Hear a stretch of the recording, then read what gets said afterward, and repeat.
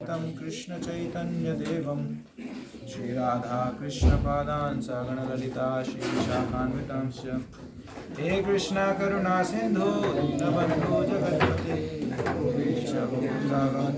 राधाकान्त नमोस्तुते तप्तकाञ्चन गौरांगी राधे वृन्दावनेश्वरी कृष्णमाधुसुते देवी प्रणमामि हरिप्रिये वाञ्छाकल्पतरुभ्यश्च कृपासिन्धुभ्य एव च पतितानां पावनेभ्यो वैष्णवेभ्यो नमो नमः। जय श्री कृष्ण चैतन्य प्रभु नित्यानंद श्री अद्वैत गदाधर श्रीवासादि गौरभक्तवृंद हरे कृष्णा कृष्ण कृष्ण हरे हरे हरे राम राम राम राम हरे हरे।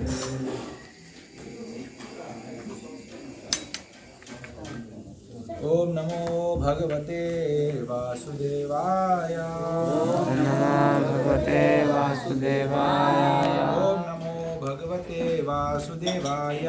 ओम नमो भगवते वासुदेवाय। ओम नमो भगवते वासुदेवाय। ओम नमो भगवते वासुदेवाय। बढ़ रहा है पहला अध्याय श्रीमद् भागवतम पहला स्कंद दूसरा अध्याय श्लोक संख्या 16। शुश्रूषो श्रद्धानस्य वासुदेव कथारुचिः स्यान्महत्सेवया विप्राः पुण्यतीर्थनिषेवणात्। शुश्रूषो श्रद्धानस्य वासुदेव कथारुचिः स्यान्महत्सेवया विप्रः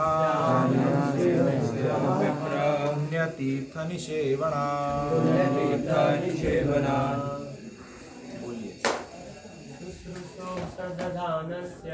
शुश्रूषो श्रद्धानस्य वासुदेव कथारुचि श्यामहत्सेवया विप्राः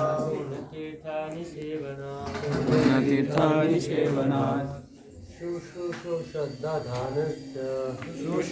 श्रद्धानस्य वासुदेव कथारुचि स्यान्महत्सेवया विप्रः पुण्यतीर्थनिषेवनात्।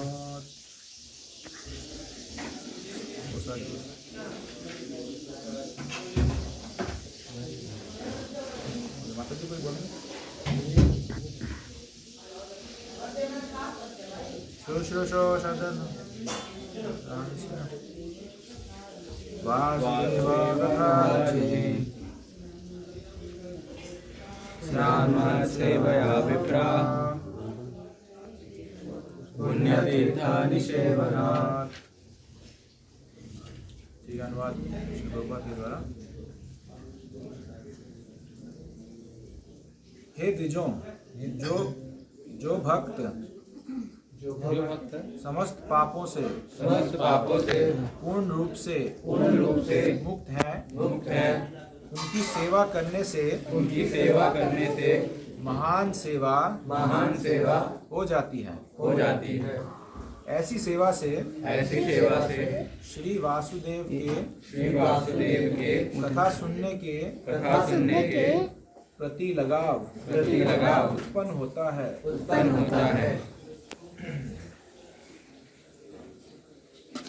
एक्चुअली मुझे अगला श्लोक पढ़ना था, ये वाला श्लोक पढ़ लिया, लेकिन इससे कनेक्टेड हो जाएगा। अगले वाला श्लोक का तात्पर्य पढ़ूंगा, इस तात्पर्य को नहीं पढ़ रहा हूँ। तो यहाँ पर भगवान की कथा सुनने में रुचि तब उत्पन्न होती है जब हम शुद्ध भक्तों की सेवा करते हैं। शुद्ध भक्तों की सेवा अनेक प्रकार से कर सकते हैं। सबसे प्राथमिक है उनकी आज्ञाओं का पालन करना। वो जो बोल रहे हैं उसको पालन करना, वो भी एक सेवा है। उसके अलावा आप वपु सेवा करके गुरु से प्रेम बढ़ा सकते हैं। उनके लिए ज़रूरत की चीज़ें खरीदना, कपड़े दान देना, या अपने घर पे ठहराना, रुकाने का सुविधा देना, और भी अनेक सारी बहुत सारी सेवाएं हैं जो हम लोग अच्छे से कर ही रहे हैं। तो ऐसे करने से कथा में, भगवान की कथा सुनने से हमारी रुचि बढ़ती है, भगवान की कथाओं को सुनने में हमारी रुचि बढ़ती है, साधुओं की सेवा करने से। फिर अगला श्लोक जो मेन गलती से पीछे वाला श्लोक पढ़ गया मैं, जो आज का मेन श्लोक है वो है शृण्वतां सकथा कृष्ण पुण्य श्रवण कीर्तनः हृद्यन्तस्थो यवद्राणि विदुनोति सुहृत्सता। प्रत्येक हृदय में परमात्मा स्वरूप स्थित तथा सत्यनिष्ठ भक्तों के हितकारी भगवान श्री कृष्ण उस भक्त के हृदय से भौतिक भोग की इच्छा को हटाते हैं। सही लगे। माइक लगा, माइक लगा देते हैं, और माइक को उस तरफ लगाओ वहाँ कम सुनाई देगा, जहाँ तो सुनाई देगा।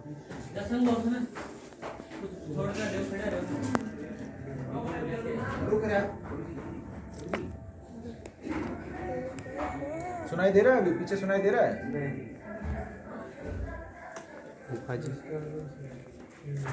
तो हमारा ये जो दोष दृष्टि का गुण है या दोष है, ये एक अभद्र है जो हमारे अनर्थ है, जो हमारे भक्ति जीवन में बहुत बाधक है। तो इस बारे में शास्त्रों में भी है और गुरु महाराज ने भी कई बातें बताई हैं, उन्हीं के आधार पर हम कुछ चर्चाएं करेंगे आज। तात्पर्य पढ़ लेता हूँ। माइक वो नहीं लेक्चर कराने तो सेटिंग तो होना चाहिए।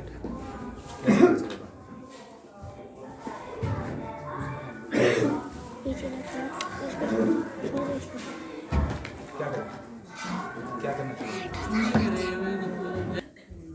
उनसे अभिन्न है, अतएव जब भी अपराध रहित होकर भगवान के बारे में श्रवण तथा उनका गुणगान किया जाता है तो ये समझना चाहिए कि वहाँ पर भगवान श्री कृष्ण दिव्य शब्द के रूप में उपस्थित हैं, जो साक्षात श्री भगवान के समान ही शक्तिमान है।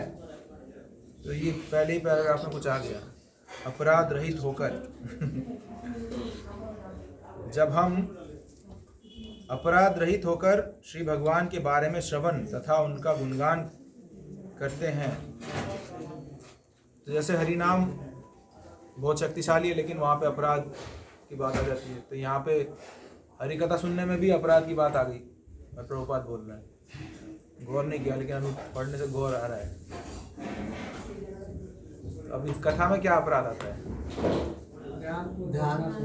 ध्यानपूर्वक ना सुनना।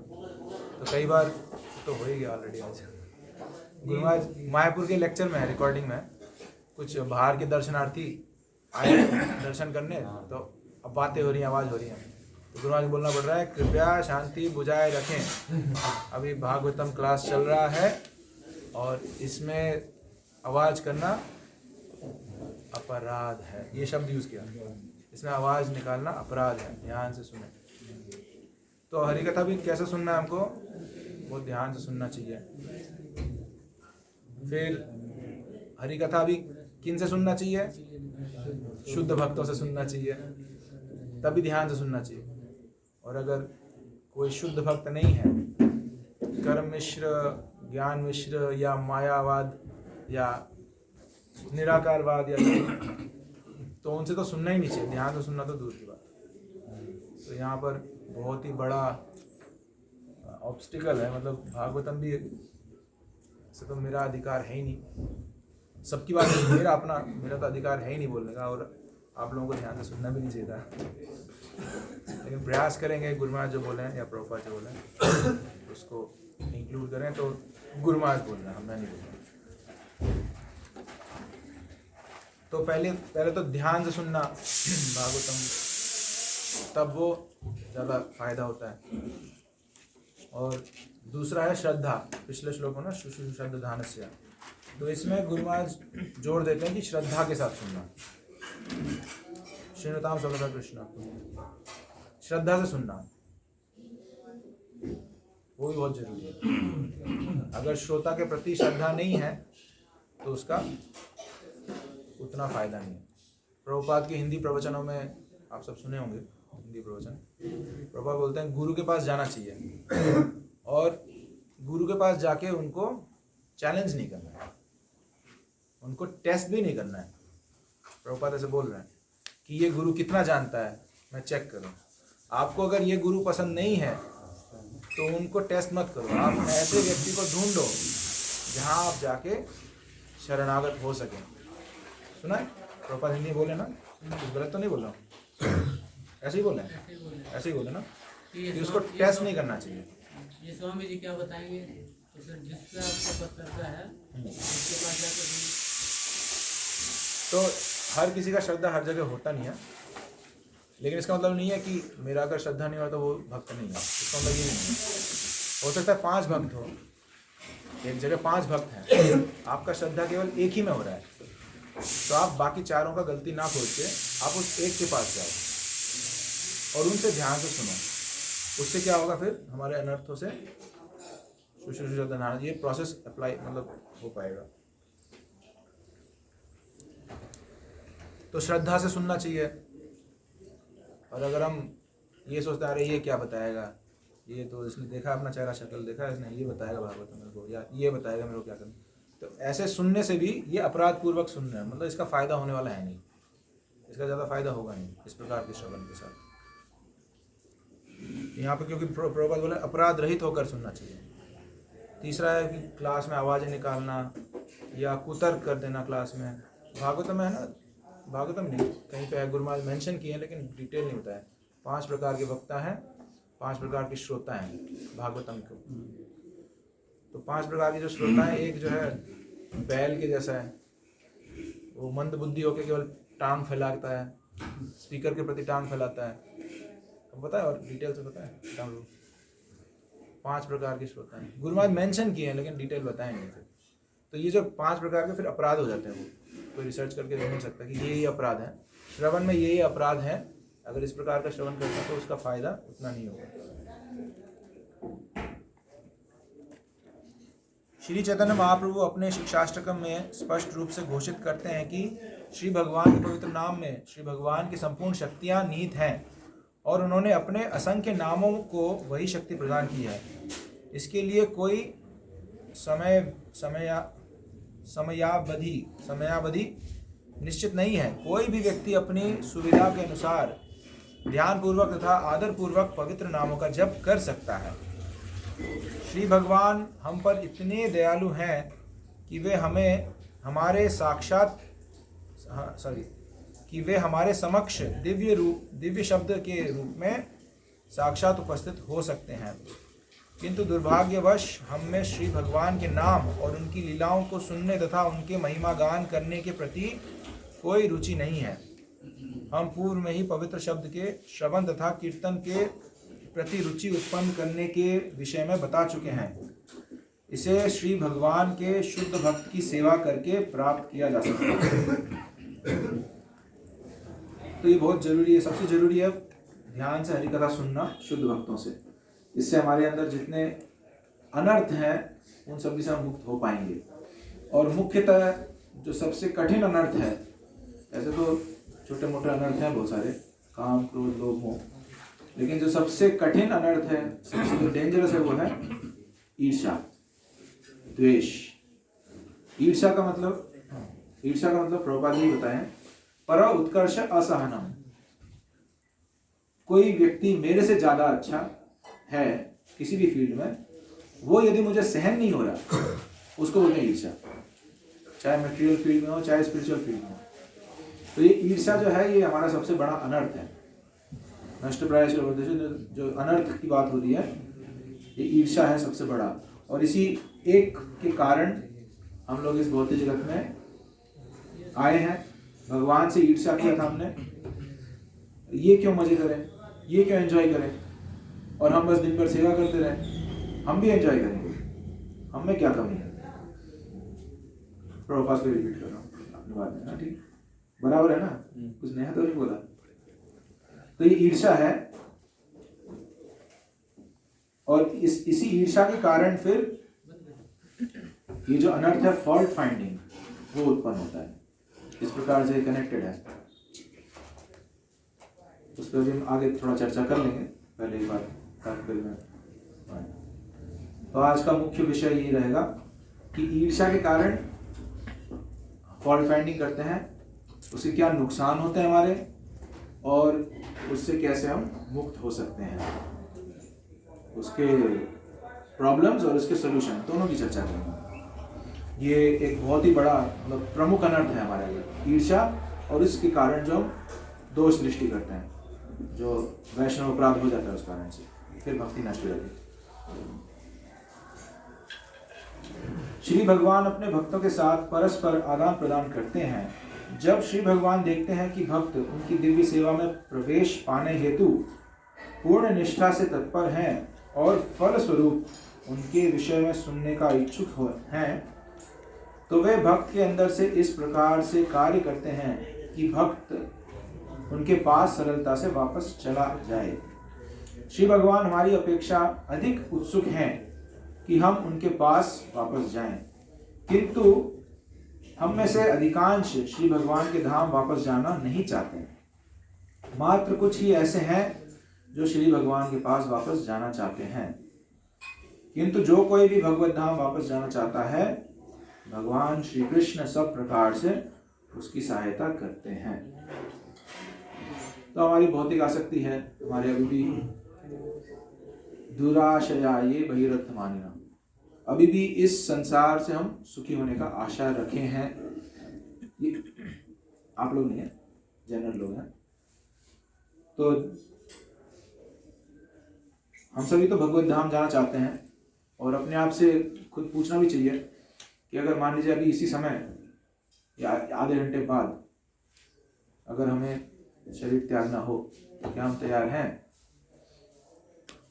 क्या है यहाँ पे कि जैसे एक भक्त मना कर रहा है, नहीं तैयार नहीं, तो फिर अगला प्रश्न है कि क्या है जो मुझे यहाँ खींच रहा है, यहाँ मुझे क्या चीज़ अच्छा लग रहा है, जो क्योंकि यहाँ से बहुत अच्छा है भगवत धाम, तो जाने हैं, सुने हैं, सब कुछ पता ही है कि वहाँ चिन्मय शरीर मिलेगा, वहाँ पे बुढ़ापा बीमारी नहीं है, वहाँ कष्ट नहीं है किसी प्रकार का, और आनंद ही आनंद है।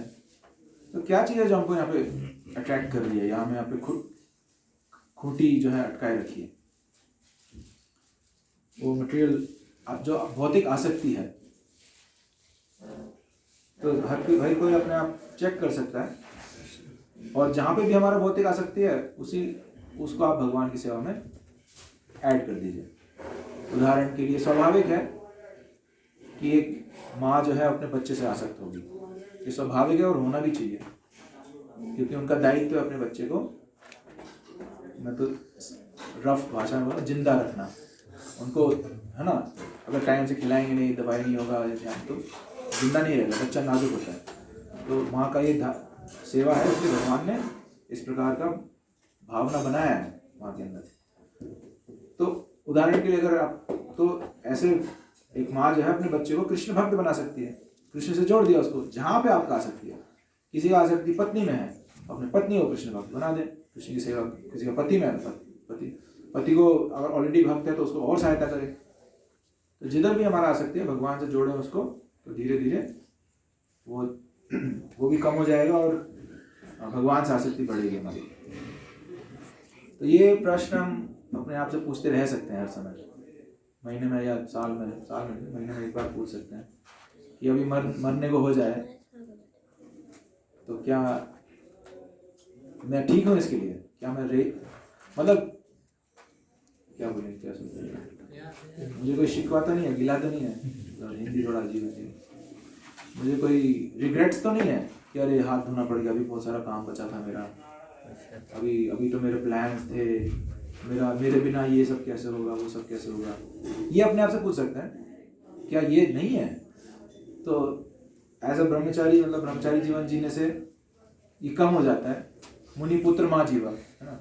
हमारा लाइफस्टाइल इस प्रकार का होता है कि हाँ मर जाए और क्या, मर गए और क्या।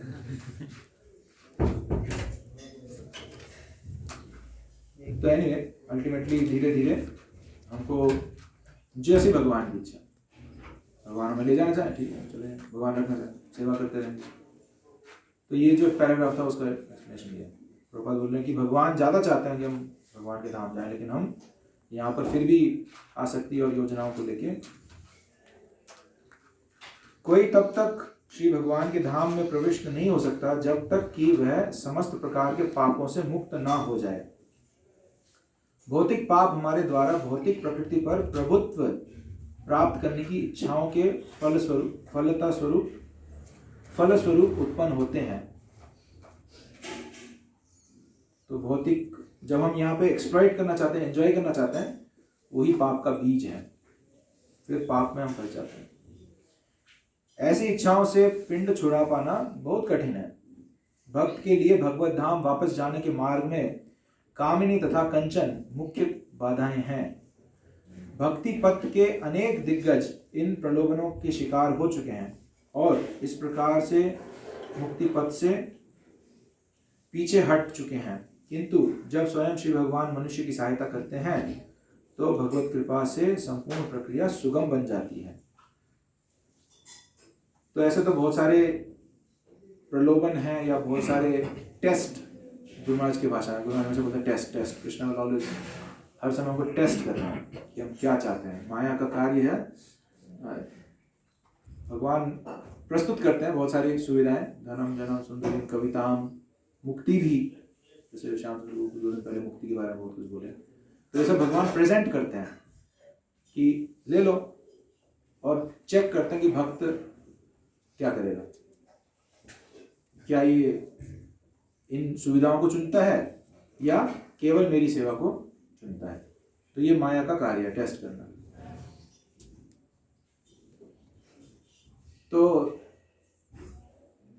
अगर हम ठीक से भक्ति करते हैं, भक्त संग में रहते हैं, गुरु महाराज के इंस्ट्रक्शंस के अनुसार ठीक से करते हैं, तो इसमें बाधा नहीं, जनरली इतना ज़्यादा नहीं फंसते हैं और मार्ग बहुत सुगम हो जाता है।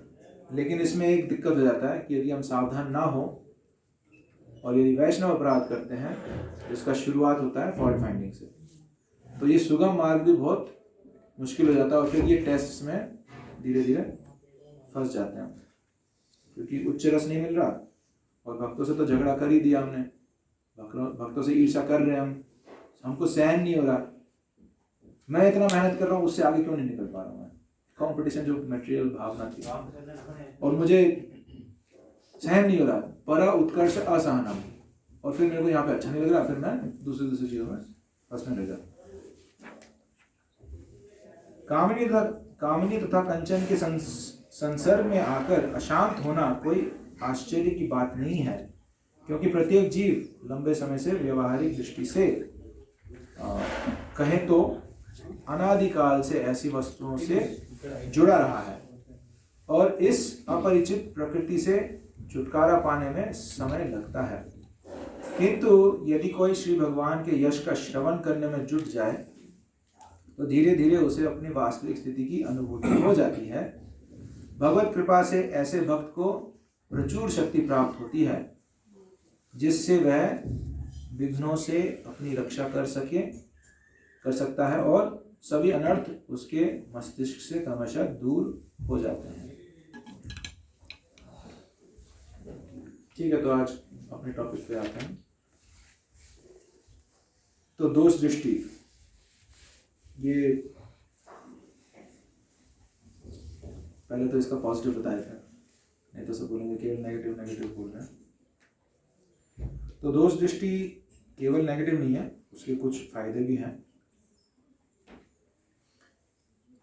पहले अगर हम दोष दृष्टि कर पा रहे हैं तो इसका मतलब हमारी बुद्धि है, सही और गलत में हम पहचान कर पा रहे हैं।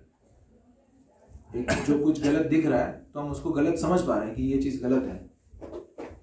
तो केवल जैसे इस्कॉन में कई बार होता है ना, नहीं प्रभु ऐसे मत बोलिए, अपराध हो जाएगा, ये अपराध है प्रभु, ऐसा मत सोचिए, अपराध है।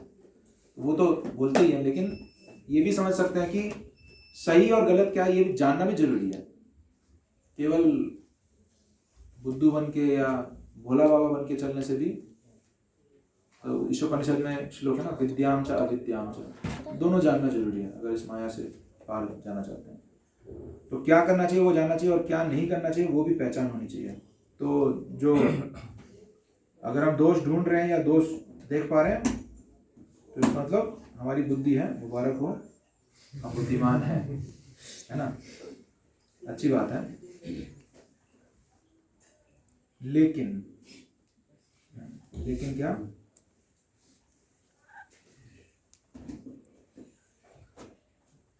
अगर ये चीज हम ज्यादा करें, अति मात्रा में करें तो नुकसानदायी है। और अगर इतनी बुद्धि है हमारे अंदर कि हम दोषों को देख पा रहे हैं तो मुबारक हो कि अब हम अपने दोषों को खुद ढूंढ सकते हैं। मुबारक हो, अभी आप अपने दोषों को ढूंढ पाएंगे क्योंकि आप में अभी बुद्धि आ चुकी है कि सही क्या है गलत क्या है। हम दूसरों में तो कमी देख पा रहे हैं ना, बुद्धिमान है हम, तब उसी बुद्धि को हम अपने पे अप्लाई करके अपनी कमियां ढूंढ के सुधार करना है, दूसरों का नहीं करना है। दूसरों के सुधार के लिए गुरु को दायित्व दिया हुआ या सीनियर वरिष्ठ भक्तों को दायित्व दिया हुआ। मैं छोटा करके बताऊंगा। और दोष दृष्टि कभी कभी हेल्पफुल भी हो सकती है। अगर कोई व्यक्ति इतना बुद्धिमान नहीं है और वो हमसे हेल्प मांग रहा है कि प्रभु क्या सही है क्या गलत है, मैं नहीं जान पा रहा हूँ, तो हम अपने बता सकें कि ये प्रभु आप जो इस प्रकार से कर रहे हो ये गलत है। एक प्रकार से दोष दृष्टि है, लेकिन उसके पूछने पर हम दे रहे हैं उसको और उसके भलाई के लिए हम दे रहे हैं, उसे ईर्ष्या करके नहीं दे रहे हैं, हम उसको हेल्प कर रहे हैं। तो दोष दृष्टि एकदम गलत चीज़ भी नहीं है, लेकिन कब करना और कितना करना है वो यदि परिमाण ठीक होने से तो ये हमारा हेल्प हो सकता है।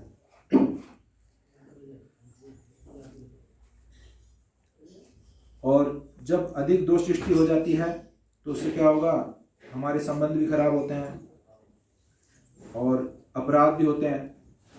भक्तों को देख के फिर चाहे मन में, शुरुआत तो मन से ही होता है, अरे ये ऐसा है वो ऐसा है वो ऐसा है, फिर जब 4 लोग बैठेंगे तो शुरू भी हो जाती है, बातों में आ जाती है। फिर पीछे से जाके कोई उसको बोलेगा प्रभु आपके बारे में उन्होंने ऐसे बोला, तो उसको दुख लगता है। और अगर भक्त को दुख लग जाए तो फिर भगवान भी दुखी होता है और हमारा भक्ति हैम्पर होती है, नष्ट हो जाती है।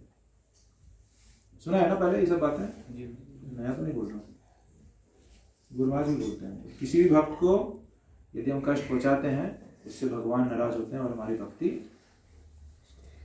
में बाधक बन जाता है। तो इस प्रकार से दोष दृष्टि करने से, चाहे आप मानसिक रूप में भी क्यों ना करें, भक्त लोग बहुत समझदार होते हैं, वो समझ जाते हैं कि आप मेरे बारे में क्या सोच रहे हो।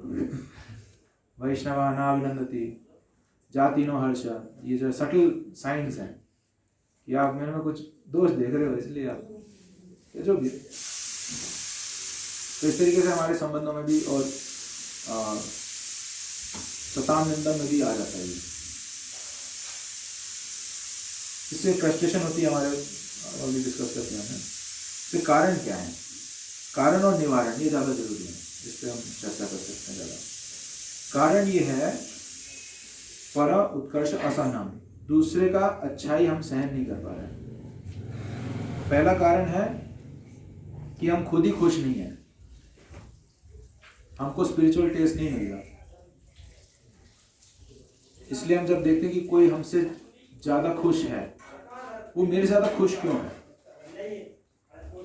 गलती हमारी ही है क्योंकि मैं अपना स्पिरिचुअल प्रैक्टिसेस ठीक से नहीं कर रहा हूँ, या जो निषेध था वो चीज पे मैं जो 6 चीजों को स्वीकार करना, 6 चीजों को रिजेक्ट कर देना, वो चीज पे मैं ढीला हूँ, इस कारण से मैं आगे नहीं बढ़ रहा हूँ। और जो बेचारा कर रहा है आगे बढ़ रहा है उससे ईर्ष्या कर रहा हूँ कि वो क्यों आगे बढ़ रहा है। तो जो खुद खुश है, जो खुद ठीक है, आप भालो तो जगत भालो, ये गुरु महाराज तो एक लाइन बोल देते हैं, लेकिन इसके पीछे बहुत सारा समझा जा सकता है, समझ आता है। आप भालो तो मतलब क्या है इसका पता है, गुरु महाराज हमेशा बोलते हैं ना, सुना होगा, आप भालो बंगाली यही बोलते हैं क्या, आप भालो तो जगत भालो, इसका मतलब क्या है, आप अच्छे हैं सब ठीक लगेगा।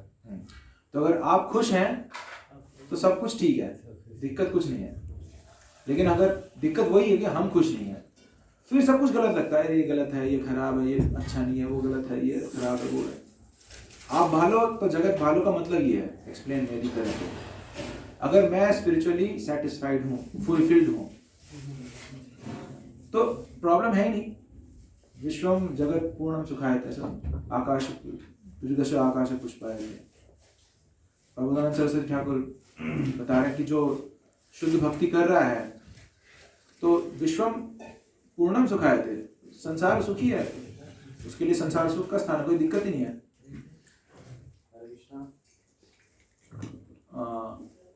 आत्मनिवेदन तू आप दे करी अनु परम सुखी दुख दूरे गलो चिंता न रहिलो चौदी के आनंद देखी। उसके लिए सब कुछ बहुत अच्छा हो जाता है। जैसे हमारे साथ कुछ भक्त लोग हैं जो हर चीज में पॉजिटिव देखते हैं, प्रभु बहुत अच्छे हैं, प्रभु बहुत बढ़िया हैं। कई बार हमें डाउट होता है कि क्या मैं ही हूँ क्या, ये प्रभु तो इतने अच्छे हैं, मैं ही हूँ जो उनमें कमी देखता हूँ। मतलब बहुत, क्योंकि वो खुद सेटिस्फाइड है, फुलफिल्ड है, इसलिए सब कुछ ठीक है, सब कुछ अच्छा है। लेकिन दिक्कत जब होती है जब मैं ठीक से नहीं कर पा रहा हूँ, फिर मैं देखता हूँ कि वो भी तो ठीक से नहीं कर रहा, वो भी तो ठीक से नहीं कर रहा, मैं केवल मैं नहीं वो भी।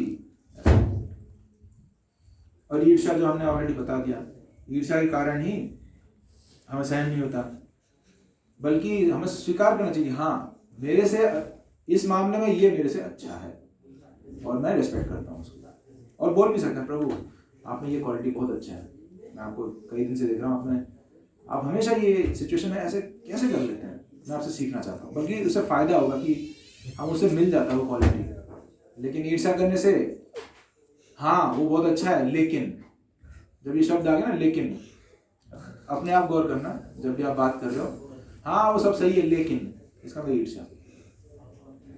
लेकिन शब्द आते ही ईर्ष्या, लेकिन उसका नाक टेढ़ा है ना, नाक तो टेढ़ा है ना उसका, लेकिन वो अजीब अजीब चलता है ना, या कुछ भी हो। तो अगर गलती ढूंढना है तो फिर भगवान में भी ढूंढे जा सकते हैं।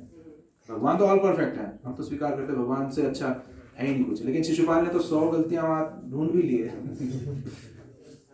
तो अगर आपको ढूंढना है तो भगवान में भी ढूंढा जा सकता है गलती, तो ईर्ष्या के कारण नहीं ढूंढना है वो गलतियां, स्वीकार करें कि हाँ वो बहुत अच्छा भक्त है, इस मामले में बहुत अच्छा है वो, और आपका प्रॉब्लम सॉल्व हो गया, आपका जो दिल जलता है ना, हृदय जो जल रहा है वो कम हो जाएगा अपने आप। इंग्लिश में बोलते हैं to be at peace with oneself. पता नहीं आप जो इंग्लिश समझते हैं या थोड़े से इंटेलेक्चुअल है वो समझ पाएंगे। To be at peace with oneself, अपने आप से शांत होना, मतलब अपने आप कि मैं सबसे महान नहीं हूँ, इसको स्वीकार कर लेना और इसको अच्छे स्वीकार करना, हाँ मैं सबसे महान नहीं हूँ और सबसे महान होऊंगा भी नहीं, तो इसलिए जो हूँ वही हूँ, and I am at peace with myself, मैं अपने आप से संतुष्ट हूँ, वही ये। अगला पॉइंट यही था, ego of wanting to be the best, सबसे अच्छा होना। जनरली नए भक्तों में देखा जाता है कंपटीशन भाव या सबसे अच्छा होना हर समय, ये तो नियोफाइट का मेंटालिटी है, जो कनिष्ठ अधिकारी का मानसिकता है।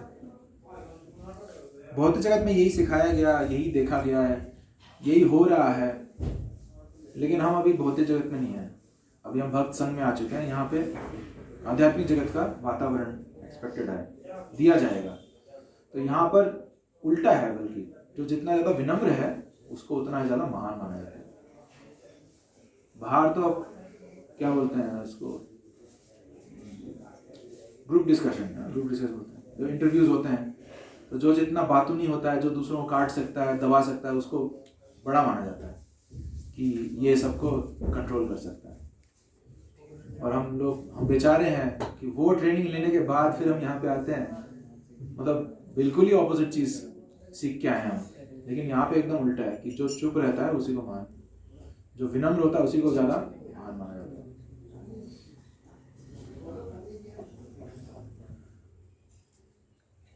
तो कंपटीशन वाला भाव नहीं होना चाहिए कि मैं सबसे अच्छा हूँ।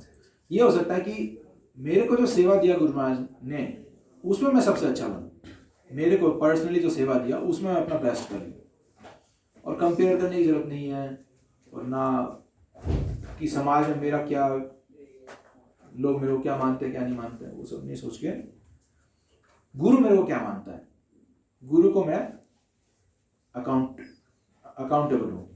अगर गुरु महाराज मेरे से खुश हैं तो मैं पूर्ण रूप से खुश हूँ। अगर लेकिन मैं ये भी मानूँ गुरु महाराज तो, लेकिन बाकी सारे भक्त दुखी हैं, उनको भी खुश करना है मुझे, या उनको बन के दिखाना है मुझे कुछ, तो ऐसे करने से फिर ये सब दिक्कत है। बेस्ट है गुरु जो बोले वही, उसी में बेस्ट बने हम, तो हम बेस्ट हैं। अपने आप से कंपेयर करके हम अपना बेस्ट वर्जन है, बस इतना ही। और भक्ति सिद्धांत महाराज एक कारण बताए हैं, दोष दृष्टि का एक कारण है कि हमारे अंदर जो कमियां हैं हम दूसरों के ऊपर थोप देते हैं उसी चीज को। बहुत अच्छे से, ये एक्चुअली बहुत हाई लेवल का विचार है। भक्ति सिद्धांत महाराज बहुत डीप चीजें एनालाइज करके समझाए हैं। मान लीजिए अगर हम सब यहाँ पे सरल भक्त लोग हैं, अगर हमारे बीच में कोई चोर आ जाए और भक्ति का ढोंग करके दिखाए, ऐसा हुआ भी है, होता भी है, होगा भी, तो जो सरल भक्त लोग है वो पहचान ही नहीं पाता है, वो नहीं पहचान पाता है। उन्हें लगता है तो कितने अच्छे भक्त हैं, ये तो उत्साह से सेवा कर रहे हैं, ये तो हमसे भी ज्यादा कर रहे हैं, नया भक्त होकर भी इतना अच्छे से कर रहे हैं। लेकिन एक कहावत है बंगाली में, अति भक्ति चोरे लखा। तो जो बुद्धिमान व्यक्ति है वो पहचान पाएगा कि कुछ तो गड़बड़ है। जैसे प्रलंबासुर था, प्रलंबासुर भी या वत्सासुर वेश बदल के आए, सखा लोग तो नहीं पहचान पाए, तो सरल भक्त हैं, भगवान से खेल रहे हैं, हंस रहे हैं, लेकिन भगवान समझदार है, भगवान रक्षा की है। तो कहने का मतलब कि लेकिन यदि कोई ऐसा व्यक्ति हो जो खुद ही एक चोर था पहले, अब नहीं बोलूंगा चोर है, इंसल्ट हो जाएगा, जो पहले चोर था, जिसको आदत थी या ज्ञान था चोरी का, वो तुरंत पहचान लेगा कि इतना ज्यादा क्यों कर रहा है, कुछ तो बात है ना। तो एक एग्जांपल दिया चोर का। उसी प्रकार से कोई आप एक्स नंबर एग्जांपल सोच सकते हैं, वो पहचान लेगा उसको। तो कहने का मतलब है अगर हम ये गलती दूसरे में देख पा रहे हैं तो निश्चित वो गलती हमारे अंदर भी है, इसीलिए हम उसको पहचान भी पा रहे हैं और देख भी पा रहे हैं। समझ रहे हैं? बहुत डीप बात है ये, भक्ति सिद्धांत महाराज बताए हैं।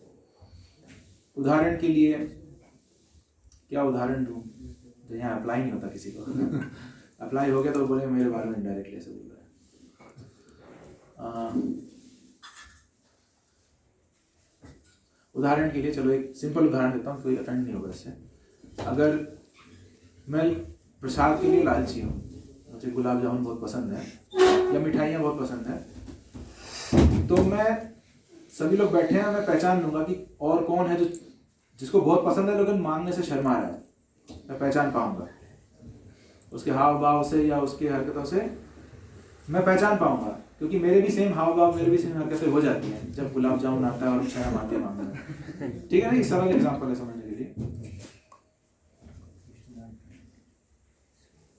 तो दूसरी ओर पर अगर मुझे गुलाब जामुन खाने का वो नहीं है, लालच नहीं है, तो मैं पहचान भी नहीं पाऊंगा कि किसको लालच हो रहा है खाने का।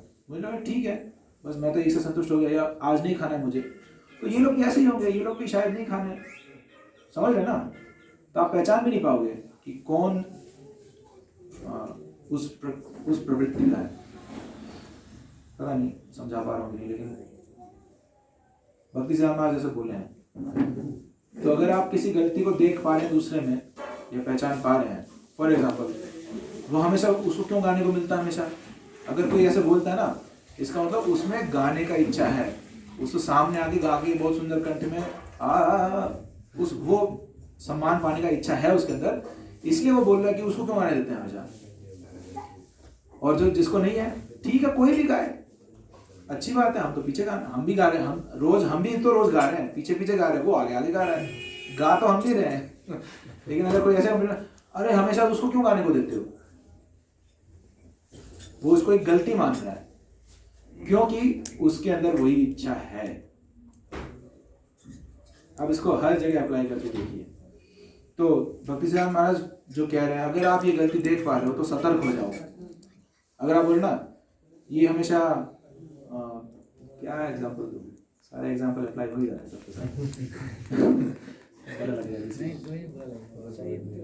मुझे डर लगता है ब्रो, भक्तों को बुरा लग जाए तो भगवान भी दुखी होता चाहते है। हैं कि थोड़ा आपको भी लगना चाहिए, हमें भी लगना चाहिए, हम सुधरे, हमें सभी को। क्या एग्जाम्पल? यही क्यों हमेशा लाइमलाइट में, या ये हमेशा क्यों पुजारी बन रहा है, ये हमेशा क्यों लीडर बन रहा है, ये हमेशा क्यों प्रवचन दे रहा है, ये हमेशा क्यों सबके सामने, इसका क्यों ज़्यादा एडवर्टाइजमेंट हो रहा है? अगर किसी को ऐसे लग रहा है या वो दोष ढूंढ रहा है तो सतर्क हो जाए कि मेरे अंदर भी ये लाभ पूजा प्रतिष्ठा पाने की इच्छा है, इसलिए मैं इसको एक दोष मान रहा हूँ या कंप्लेंट कर रहा हूँ। तो ये अपने आप से सतर्क हो जाए कि ये गलती है, उसमें भी हो सकता है, लेकिन वो उससे मुझे कोई मतलब नहीं है। सबसे पहली बात है कि मेरे में ही है ये गलती, तो मैं अपनी सुधार कर लूँ। भक्तिजान महाराज बोले अगर आप किसी में गलती देख पा रहे हो तो आप निश्चित रहो कि वो गलती जरूर आप में भी है, तो आप अपना सुधार करना शुरू कर दो। फॉल्ट फाइंडिंग का अगर फॉल्ट दिख रहे हैं बहुत अच्छी बात है, अब आपके अंदर है, मुबारक हो, आप सुधार कीजिए उसका। बहुत सिंपल है। अगर हम इस फिलॉसफी को स्वीकार करें तो हम अपने अंदर बहुत सारे चीज़ों को सुधार कर सकते हैं। अगला है कि नो प्रॉपर एंगेजमेंट।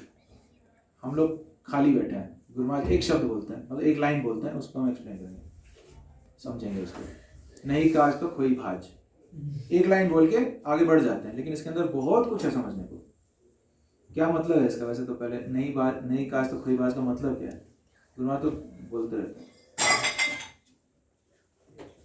बंगाल से है? नहीं, आप बंगाल से नहीं, बंगाल से है ना? नहीं काज तो खोई भाज मतलब मेरा कुछ काम नहीं है तो दूसरे के लिए कुछ टिप्पणी करना है, ऐसे खोई भाज मतलब क्या? खोई भाज ना, कोई बात नहीं, मतलब ऐसे मतलब कुछ नया पका देना कि वो ऐसा है, वो कैसा है, वो कैसा है, खोई भाजना कुछ नया आइटम पका देना।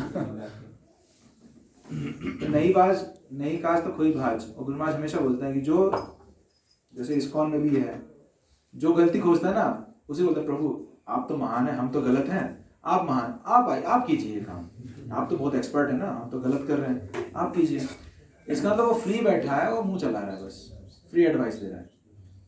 तो इस कारण से भी गलती खोजते हैं लोग। तो अगर हम गलतियां खोज रहे हैं, इसका मतलब हमारे पास इतना टाइम है कि हम गलती को देखें, उस पर सोचें, फिर बैठ के गपियाँ आए और उसको खोजें। इसका मतलब वो टाइम है हमारे पास, उस टाइम को सेवा में लगा देना चाहिए। और अगर हम सेवा में लगे हैं तो गलती दिखेगा ही नहीं, बोलेंगे ही नहीं, और गलती है भी नहीं। एक्चुअली गलती है भी नहीं। एक बार राधा कुंड में 2014 में बहुत सुंदर लेक्चर श्रीपाद महाराज की समाधि में, वो है अभी भी वीडियोस में है, साधु संघ 2013-14 साधु संघ 14 ना, उसमें गुरु महाराज गुस्सा हो गए, बोले Bhaktijan Maharaj said one who find fault he is the fault, he is fault personified. वो खुद ही गलती का मूर्तिमान विग्रह है। वो गलती कुछ नहीं है, वो खुद ही गलती बोल के सोच के वो उसको बढ़ा रहा है, वो खुद ही एक गलती है। वो सुनिए गुरु महाराज बहुत हैवी बोल के, मतलब गुस्सा प्रदर्शित करके फिर तुरंत गुस्सा खींच देते हैं, लेकिन अपना डिस्टेस्ट दिखा रहे हैं कि गलत है ऐसे। बोले कोई गलत नहीं, तुम खुद गलत हो तुम। और इसलिए कभी भी आप देखो, कोई भी अगर गुरु महाराज के पास जाकर चुगली करना चाहे ना, गुरु महाराज ऐसा ऐसा, गुरु महाराज तुरंत उसको ब्लास्ट करेंगे, तू खुद गलती है, दूसरे गलती मत देख, तुझे जो बोला तू वो कर, और इसको देखने के लिए ऑलरेडी कोई और है, मैं हूँ, मैं देख रहा हूँ सबको, तुम मत देखो उसकी गलती। दूसरों ने गलती देख के माहौल खराब करके फिर हम खुद ही परेशान होते हैं, करते हैं। तो इसका एक कारण है और सोल्यूशन भी है। अगर कारण ये है कि एंगेजमेंट नहीं है हमारा, कुछ सेवा नहीं है, सिर पे भारी चीज है नहीं, हमारे पास माइंड खाली है, वो गुल ढूंढ रहे गलतियां, तो सेवा में लग जाओ, बिजी हो जाओ। और गलती होने से भी कोई है उसको करेक्ट करने वाला, वो गलती करेक्ट कर भी देगा। हम ना भी बोले तो भी वो गलती करेक्ट कर देगा वो। और हम बोलते हैं तो माहौल खराब हो जाता है, फिर गलती बढ़ जाता है, ईर्ष्या द्वेष बढ़ता है आपस में, और हमारा तो भक्ति नुकसान होता ही है, उसको दर्द होता ही है, और सिस्टम भी, माहौल भी खराब हो जाता है उससे। तो गुरु ऑलरेडी हैं गलती सुधार करने वाले, उनको अब गुरु महाराज अपना काम कर रहे हैं, हम अपना काम करें, अपना सेवा में व्यस्त रहें। ऑब्वियसली अगर कोई मैनेजर है या इंचार्ज है, उसको दिया हुआ है वो सेवा, वो आगे सॉल्यूशंस में आएगा, वो देख सकता है। अगला एक कारण है कि हम बहुत ज़्यादा आइडियल हैं, इसको अंग्रेजी भाषा में यूटोपियन बोलते हैं। गुरु महाराज भी यूज़ किए हैं ये शब्द, प्रभुपाद भी यूज़ किए हैं। यूटोपियन नहीं होना है हमको। यूटोपियन का मतलब हिंदी में क्या है? आदर्शवादी होना चाहिए, लेकिन बहुत ज़्यादा आदर्शवादी होने से दिक्कत हो जाता है, काम करना मुश्किल है। अगर आप क्वालिटी चाहते हो तो संख्या कम हो जाएगा, अगर आप संख्या चाहते हो तो क्वालिटी कम हो जाएगा, अगर आप दोनों चाहते हो तो फिर कॉम्प्रोमाइज दोनों तरफ से करना पड़ेगा आपको। एक तरफ से हम चाहते हैं कि प्रचार हो, लोग कृष्ण भावनामृत में आए, तो उसके लिए थोड़ा सा स्टैंडर्ड कम करना पड़ेगा, एक्सपेक्टेशन कम करनी पड़ेगी, क्योंकि अगर हम एक्सपेक्ट करेंगे ये परफेक्ट हो तो बहुत जगह में होता नहीं, वो भगवत धाम हो जाता अभी तक, है ना। उसका तो वो होता है, मिलते ही नहीं ऐसे। अगर हम परफेक्ट व्यक्ति ढूंढने निकले तो बहुत जगह में मिलेगा ही नहीं, वो तो ऑलरेडी सारे भगवत धाम में बैठे हैं और जा भी रहे हैं वो भगवत धाम। तो प्रीचिंग हम कर रहे हैं तो ऐसे खराब माल ही आएगा, और क्या, अनर्थ से भरे हुए लोग आएंगे। अगर हम उनको मैग्नीफाइंग ग्लास लगा दे, प्रभु आपने ये अनर्थ है, ये आपने, तो ठीक है मेरे हैं तो चला जाता हूँ, और क्या। तो यूटोपियन भी नहीं हो सकते हैं, लेकिन ऐसे भी नहीं कि ठीक है प्रभु बहुत ही जगह तक क्या करें, तो फॉल्ट तो है ही फॉल्ट, वो भी नहीं हो सकता। बीच का रास्ता, गुरु महाराज बोलते हैं ये आइडियल है, ये प्रैक्टिकल है। अब एकदम प्रैक्टिकल होने से फायदा होने वाला है नहीं, स्पिरिचुअल एडवांसमेंट होगा नहीं, और एकदम आइडियल हो नहीं सकते हैं। तो इसको थोड़ा सा कमा दो, इसको थोड़ा सा बढ़ा दो, जहाँ पे ये दोनों एक साथ मिल सके, वो उस चीज को ढूंढो और वो एक्सपेक्टेशन रखो। जैसे गुरु महाराज प्रैक्टिकल है, बहुत ज़्यादा लीनियंट भी है एक प्रकार से। ऐसे तो आइडियल स्टैंडर्ड है कि हमें मंगल आरती आना ही है रोज, फिर भी ट्रैक रिकॉर्ड देख के गुरु महाराज देख पा रहे हैं कि कुछ लोग नहीं आ पाते हैं, बीमार हैं, बूढ़े हैं, या मन से उत्साहित नहीं, कुछ भी हो। तो अगर गुरु महाराज बोले जो नहीं आता वो तो गया, वो तो तिरस्कृत है, वो तो नरक जाएगा, ऐसे बोल दे तो ठीक है, जा ही रहा हूँ तो अच्छे से जाऊँ, फिर मतलब 10 बजे तो सोऊंगा अच्छे से, तो ऐसे सोचेगा। तो गुरु महाराज क्या करते हैं प्रैक्टिकल, तो ठीक है अगर आप मंगल आरती नहीं उठ सकते हो कोई बात नहीं, आप ऑनलाइन अटेंड कर लेना। तो इसको बोलते हैं आइडियल कम हो रहा है ना, और प्रैक्टिकल को बढ़ा रहे हैं कि कुछ ना करने से एटलीस्ट ऑनलाइन तो अटेंड कर लो। तो गुरु महाराज खुद बहुत सारे उदाहरण जहाँ गुरु महाराज आइडियल कम कर रहे हैं, आइडियल तो आइडियल है लेकिन उसको कम करके प्रैक्टिकल देख के एडजस्ट कर रहे हैं। तो हमें भी सीखना है, जब गुरु महाराज ऐसे कर रहे हैं तो हम भी कर सकते हैं ऐसे। बहुत ज़्यादा आइडियलवादी होने से फिर गलती तो है ही सब में, और वो दिखेंगे भी, फिर हम भी नाराज होंगे, दिक्कत होती है। तो यूटोपियन नहीं होना है, आइडियल होना चाहिए, आइडियल प्रैक्टिकल साथ में, और एक विजन होना चाहिए कि धीरे धीरे हम इसको ग्राफ को ऊपर की ओर ले जाएंगे। हो सकता है ऐसे ना जा रहे हैं, लेकिन एटलीस्ट स्टडी प्रोग्रेस के साथ हम, और अगर स्टडी प्रोग्रेस भी नहीं कर पा रहे हैं एटलीस्ट एक मेंटेन करें उसको। जब तक मेरा हेल्थ, जब तक मेरे सोशल रिस्पॉन्सिबिलिटीज, जब तक मेरे सिचुएशन चेंज नहीं होता, तब तक एटलीस्ट इससे कम ना जाऊं, एक मेंटेन करके जाऊं, और जब मौका मिलेगा तो थोड़ा सा बढ़ाने का प्रयास करूंगा उसको। और उसी में हमें भी खुश होना चाहिए कि एटलीस्ट ये कर रहा है, सब कुछ होते हुए भी ये इतना कर रहा है, उसका पॉजिटिव साइड देख के खुश होना चाहिए हमको। ऐसे बोलना बहुत आसान है, अरे ये तो ऐसे नहीं, वो तो ऐसे नहीं कर रहा, वो तो ऐसे, देखो वो क्या कर रहा है, वो तो नहीं कर रहा है, गुरु महाराज ऐसे बोले, वो तो नहीं कर रहा है। उसका परिस्थिति भी समझना चाहिए हमें, और फिर हमें खुद संतुष्ट होना चाहिए, ठीक है वो कर रहा है। क्योंकि उनको दिक्कत नहीं होनी, दिक्कत हमें, हमारे मन में द्वंद्व रहता है, वो फॉल्ट हमारे अंदर ही खाता रहता है। ठीक है, तो ये तो कॉजेज हो गए, इन कारणों से। और कोई कारण आप लोग शेयर करना चाहें, गलती क्यों खोजते हैं हम दूसरों में, फॉल्ट फाइंडिंग?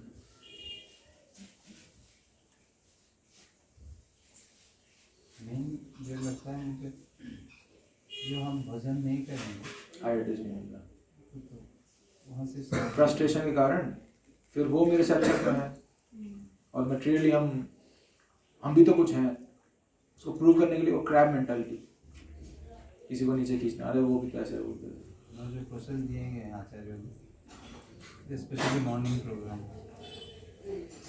वहीं से स्टार्ट हो, फिर हम अपने को जज करने के लिए गुरु महाराज के प्रवचन है, शास्त्र जज करने के हम कौन सी स्थिति में हैं। ये सब जब लैकिंग्स होता है तब तो हम अलग दुनिया में जी रहे हैं। जैसे कॉमिक्स में बबल होते हैं वहाँ पे हम जी रहे हैं। इसलिए तीनों होना चाहिए, मॉर्निंग प्रोग्राम सुनना पढ़ना, तो हमें खुद जज कर सकते हैं। हाँ, ये भक्ति मार्ग या आजकल कलयुग में कोई भी तो अगर कोई और बताए, गलती बताए भी तो हम स्वीकार नहीं कर पाते, हमारा ईगो बहुत स्ट्रांग होता है। तो इसलिए बताया जाता है ये बातें हैं भैया, होमवर्क है, आप लोग खुद कीजिए। पहले के समय थोड़ा डांट मारने से पूरा नहीं मानते, लेकिन अभी तो बिल्कुल हम लोग जिस प्रकार एजुकेटेड हैं वो हम स्वीकार नहीं कर पाते कि कोई और मेरे को डांटे या मारे। तो अब हमें खुद करना पड़ेगा, शास्त्रों का अध्ययन करके, लेक्चर सुन के। तो जितना हम सत्वगुण में रहेंगे उतना खुद ही रियलाइज करते रहेंगे। तो मॉर्निंग प्रोग्राम से हम सत्वगुण में आएंगे और बोलेंगे मैं तो गलत कर रहा हूँ, मुझे तो कर क्या रहा हूँ मैं, तो ऐसे नहीं करना चाहिए। और कोई और वही चीज़ कोई और बोल दे, आप इसने कैसे बोल दिया। तो हम खुद अपना सुधार करें। मॉर्निंग प्रोग्राम या कोई भी भक्ति प्रोसेस सही से फॉलो करने से और गुरु महाराज के लेक्चर सुनने से, गुरु महाराज के लेक्चर में बहुत इसी पे फोकस्ड है, अनर्थों के बारे में हमेशा। तुमने कितना भी कुछ सेवा किया हो, कितना भी तुम बड़े हो, कितना भी तुम पूजित हो समाज में, लेकिन क्या तुम ये से मुक्त हुए हो? वहीं सब की वहीं सब चुप हुआ। तो ये गुरु महाराज के लेक्चर सुन के समझें उसको, इंट्रोस्पेक्टिव हो। कृष्ण कॉन्शियसनेस जो है इंट्रोस्पेक्टिव की जरूरत है, और आज ज़्यादा, क्योंकि आज हम एक्सटर्नल फीडबैक सुनने को राजी नहीं है। तो इंट्रोस्पेक्शन ही एकमात्र ऑप्शन बचता है। आत्म समीक्षा, खुद अपना फॉल्ट ढूंढना। कोई और फॉल्ट ढूंढ लिया तो सहन नहीं होता, तो खुद अपना फॉल्ट ढूंढे। उसके लिए बुद्धि तीव्र होनी चाहिए, लेक्चर सुने, बुक्स पढ़े, बुद्धि तीव्र हो जाएगी, फिर हम खुद अपने फॉल्ट ढूंढ के सुधार कर सकते हैं। और हमें लगता है कि मैं अपना सुधार नहीं कर पा रहा हूँ और मैं सबमिसिव बनना चाहता हूँ, तो किसी के जिन पर श्रद्धा है उनके पास जाके, प्रभु प्लीज़ आप मेरे को हेल्प कीजिए, मेरे जो गलती है मेरे को बताइए और मैं सुधार का प्रयास करूँगा। तो अभी सॉल्यूशंस की बात करते हैं कि इस अनर्थ से कैसे मुक्त हो सकते हैं। ये हमारे लिए भी, मेनली तो हमारे लिए नुकसानदायी है, फॉल्ट फाइंडिंग का अनर्थ। प्रभुपाद जी भगवद गीता में एक चीज़ बताएं इस बारे में, अपैशुनम। ये कौन से चैप्टर में? शायद 16 चैप्टर में। त्यागात् शांतिर अपैशुनम दया भूतेश्वर लुप्तम मार्दम ह्रीरचापलम।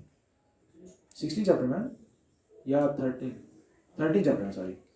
ये नॉलेज के 20 पॉइंट्स ऑफ नॉलेज हैं, उसमें से एक है अपैशुनम। अपैशुनम के बारे में उसका मतलब है not finding fault in others, दूसरों में गलती ना खोजना। प्रभुपाद ने तात्पर्य में ये समझाया, अपैशुनम means that one should not find fault with others or correct them unnecessarily। ये बहुत इंपॉर्टेंट शब्द आ गया, unnecessarily। मैं हिंदी में बताता हूँ। अपैशुनम का अर्थ है कि व्यक्ति को दूसरों में गलती नहीं खोजना चाहिए और उनको सही, मतलब करेक्ट करना, क्या बोलेंगे, संशोधन, उनका सुधार नहीं करना चाहिए। अब अननेसेसरीली तो क्या बोलेंगे हिंदी में? व्यर्थ। मतलब जहां जरूरत नहीं है वहां नहीं करना चाहिए। इसका मतलब जरूरत है, जिधर जरूरत है वहां कर सकते हैं। जहां पर गलती ढूंढना जरूरी है वहां ढूंढिए, जहां दूसरे को सुधारना जरूरी है वहां सुधारिए, लेकिन जहां जरूरत नहीं है वहां मत कीजिए। कैसे समझें इसको? तो द्वंद्व हो गया ना यहाँ पर। या तो आप बोलो कि बिल्कुल ही गलती नहीं ढूंढना चाहिए, बिल्कुल ही सुधार नहीं करना चाहिए, फिर तो तमाशा हो जाएगा। और हर कोई ढूंढेगा गलती, हर कोई सुधार करेगा, फिर भी तमाशा हो जाएगा। तो यहाँ पे इसलिए प्रभुपाद बोले अननेसेसरीली, जहां जरूरी नहीं है वहां नहीं करना चाहिए ये चीज। तो कहीं कहीं जरूरी होता है ये चीज करना, और कहीं कहीं जरूरी नहीं है, मतलब ना करने से भी काम चल जाएगा। तो अगला पॉइंट है कि ये गलती सुधार करने के लिए, करेक्शंस करने के लिए और गलती बोलने के लिए भी किसी किसी को दायित्व दिया गया है, ये सेवा दिया गया है किसी को, हर किसी को नहीं करना है। ये लीडर के लिए नेसेसरी है, गलती खोजना और उसको सुधार करना, और ये आम ग्रुप मेंबर्स के लिए जरूरी नहीं है, नेसेसरी नहीं है करना ही। तो जिसको दायित्व दिया गया, गुरु महाराज अपने लेक्चर में बोलते ही हैं, जैसे मान लीजिए टेंपल प्रेसिडेंट होते हैं, टेंपल कमांडर होते हैं, सन्यासी होते हैं, गुरु होते हैं, जीबीसी होते हैं, जिन्हें मैनेजमेंट में दायित्व दिया गया है कि ये जो सेंटर है, ये जो केंद्र है, आप इसमें देखिए कि कुछ गलत ना हो जाए। इसको चार्ज में करो, चल रहे हैं। हाँ। और जो मैनेजमेंट में है उनका दिमाग हर समय चलता रहता है, हम लोग देख नहीं पाते हैं। ये मेरा अनुभव है, मैं मैनेजमेंट में रहा हूँ तो कुछ समय के लिए, ये अदृश्य है, आप समझ नहीं पाएंगे, लेकिन एक मैनेजर या एक लीडर का दिमाग हर समय ऑक्यूपाइड है, उसके लिए पीस ऑफ माइंड है नहीं, उसका एक सेकंड शांति नहीं है, उसका दिमाग चलता ही रहेगा कि अभी ये होना, अभी वो होना, उसने ये नहीं किया, अभी तक ये हुआ नहीं, अभी कैसे होगा, वो उसके बाद ये प्रोग्राम है, फिर ये हजार एक चीजें चलती रहती हैं। तो उसको अधिकार है, और वो भी अगर ईर्ष्या के प्लेटफॉर्म से करेगा तो उसी का नुकसान है, वो गिर जाएगा। और अगर वो कृपा के भाव से कर रहा है कि ये इसका भला हो जाए, इसको ये बताने से ये गलती ना करे, उसको हेल्प कर रहा हूँ मैं, तो ठीक है। या एक व्यक्ति की वजह से बाकी सबको नुकसान हो रहा है, बाकी सबको दिक्कत हो रही है, तो उस व्यक्ति को, किसी को तो सुधारना पड़ेगा, तो उसका दायित्व है। इट्स अ थैंकलेस टास्क, ये भी गुरु महाराज बोले, मैं अपना नहीं बता रहा। Management is a thankless task, कि आप सेवा भी करोगे और आपको धन्यवाद भी नहीं मिलेगा, उल्टा गाली ही मिलेगा। तो इस प्रकार का एक कार्य है, उसको अधिकार है, एक मैनेजर या एक लीडर को अधिकार है कि प्रभु आप ऐसे क्यों कर रहे हो, आप ये गलत है, ऐसे मत कीजिए, आपके कारण बाकी सबको डिस्टर्बेंस हो रहा है, या गुरु महाराज इसके लिए मना किए, आप इसका ये वाला काम क्यों कर रहे हो, वो बोल सकता है। और जो बाकी हैं उनको नहीं बोलना है। फिर अब अगर ऐसी दिक्कत हो जाए कि लीडर को दिखाई नहीं दे रही गलतियां, लीडर बिजी है या वो कभी एड्रेस ही नहीं किया उस गलती को, और ये गलती हमें दिखाई दे रही है, हमें झेलना पड़ रहा है रोज, और यहाँ मना किया ना बोलो, तो क्या करें अब? तो उनको नहीं बोलना है, लेकिन लीडर को जाके बोल सकते हैं, प्रभु आपका दायित्व है, मैं आपको हेल्प करना चाहता हूँ, आप जब नहीं होते हैं तो पीछे से ऐसा ऐसा ऐसा होता है। तो नहीं बोलना का मतलब बिल्कुल चुप रहना भी नहीं है।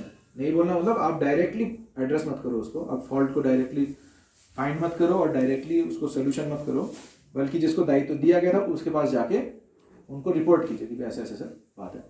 और वो भी विम्सिकली एक्ट नहीं करेगा, वो पहले जांच पड़ताल करेगा कि क्या सच में ऐसी ऐसी बात हो रही है, अगर ऐसी ऐसी बात हो रही है तो क्यों हो रही है, क्या इसके कारण, क्या इसके पीछे क्या कारण था।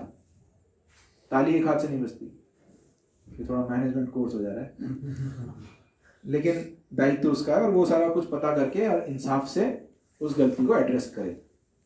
तो अननेसेसरी का मतलब यहाँ पे ये हो जाता है कि अगर मेरा दायित्व था ही नहीं तो उसमें नहीं पढ़ना है मेरे को। मेरा दायित्व था अच्छे से भजन करना और लीडर जैसे बोले वैसे सेवा करना, कुछ प्रॉब्लम आ रहा है तो रिपोर्ट कर देना, बस इतना है। उसको डायरेक्टली सुधार, सब समाज में भी कुछ लड़ाई झगड़ा होता है तो डायरेक्टली हमें हथियार उठाना मना है। सेल्फ डिफेंस में उठा सकते हो, लेकिन आप जाके इंसाफ दिलाने के लिए आप जाके मारते हो तो आप भी दोषी हो। हमें क्या करना है, पुलिस को बुलाना है, आपका दायित्व है, आप देखिए इस प्रकार से अत्याचार हुआ है, आप इसका इंसाफ दीजिए। इसी प्रकार से यहाँ पे भी है। और मान लीजिए अब मान लीजिए हमारे अंदर बहुत ज्यादा है ये भाव कि गलतियां हमेशा दिखती ही हैं हमको, और हम कितना भी चाहें तो इससे बच नहीं पाते हैं, हमेशा वो खटकती रहती है मन में हमारी गलती। तो फिर क्या करें? मैं छोड़ने का प्रयास किया हूं कि नहीं गलती नहीं देखना मुझे, फिर भी वो गलतियां हमेशा दिखती रहती हैं या मैं हमेशा विचलित रहता हूं इससे। तो उस केस में आप उसका सुधार का एक हिस्सा बनने का प्रयास कीजिए। केवल गलती बोल देने से फायदा क्या है? अगर आप रियली इतना कंसर्न्ड हैं, आपको इतनी ही परेशानी हो रही है, फॉर एग्जाम्पल मान लीजिए ये मंदिर गंदा है, सब्जियां पड़ी हुई हैं, अभी लेक्चर का टाइम हो रहा है, तो क्या है ये लोग क्या करते हैं, मंदिर अभी तक गंदा पड़ा हुआ है, क्या ये कौन है यहाँ का मैनेजर, क्या है ये गंदा पड़ा हुआ है, हाँ? इस प्रकार से जनरली हम करते भी हैं या देखते भी हैं। तो इस केस में क्या करना चाहिए, हमें खुद झाड़ू उठा के सफाई कर देनी चाहिए। मतलब प्रॉब्लम है उसको हाईलाइट करने के बजाय उसका सोल्यूशन का पार्ट बन जाओ, ये बहुत जरूरी है। प्रॉब्लम को बढ़ाने के बजाय प्रॉब्लम को कैसे तुरंत कमाया जाए उस पर लग जाए। तो अगर इतना ही ज्यादा खटकता है हमको तो उसका सोल्यूशन बन जाए तो पॉजिटिव है वो, बहुत अच्छा है वो। आग लगी है कहीं पे और अब बोले देखो देखो आग लगी है उसके घर में, हाँ हाँ देखो आग लगी है, क्या घर है वो, घर वाले देखो सो रहे हैं, घोड़े बेच के सो रहे हैं, आग लगी है उसके घर में। उससे अच्छा है कि हल्ला रहे आग लगी है वो बुझाओ बुझाओ उसको, उस solution, be part of the solution. गुरु महाराज का भी विचारधारा इसी प्रकार से है, बोले तुम प्रॉब्लम को बढ़ाओ मत, ठीक है ये प्रॉब्लम है और उसको स्वीकार करो, हाँ ये प्रॉब्लम है और कोई प्रॉब्लम नहीं है क्योंकि मैं इसका सोल्यूशन में हेल्प करने वाला हूँ। प्रॉब्लम तब है जब मुझे पता नहीं क्या होने वाला है, तब प्रॉब्लम होता है। लेकिन जब मुझे पता है कि हाँ इसका सोल्यूशन ऐसा है, इसको ऐसा है, सुधार करें तो प्रॉब्लम खत्म है ना, नो प्रॉब्लम। जैसे मैनेजर को कुछ भी बोला ना, बोलो नो प्रॉब्लम, क्योंकि उसके पास सोल्यूशन है यहाँ पर और सोल्यूशन को एग्जीक्यूट कर रहा है। और कोई भी व्यक्ति अगर कृष्ण कॉन्शियस प्रभुपाद बोले व्हाट इज द डिफिकल्टी, मतलब भगवान आपको बुद्धि देंगे प्रॉब्लम सॉल्व करने, एक्चुअली प्रॉब्लम कुछ नहीं है, रियली प्रॉब्लम कुछ भी नहीं है। प्रॉब्लम वो है कि हम इग्नोरेंट हैं उसके सोल्यूशन के बारे में, इसलिए वो एक प्रॉब्लम है हमारे लिए। सोल्यूशन का ज्ञान नहीं है हमको, इसलिए वो एक प्रॉब्लम है हमारे लिए। लेकिन अगर सोल्यूशन पता है तो प्रॉब्लम ही नहीं है ना, बोलो नो प्रॉब्लम, हो गया। तो सोल्यूशन का पार्ट बने या जो दिमाग है उनके पास, उनको जोड़े उस सिचुएशन से, प्रभु ये प्रॉब्लम आ रहा है, तो वो अपना बुद्धि देके हेल्प कर सकता है कि हाँ नो प्रॉब्लम, ऐसा ऐसा सॉल्व हो गया। गुरु महाराज यही बोलते हैं, for every problem there is a solution, if you don't know you find out somebody who knows, then there is no problem.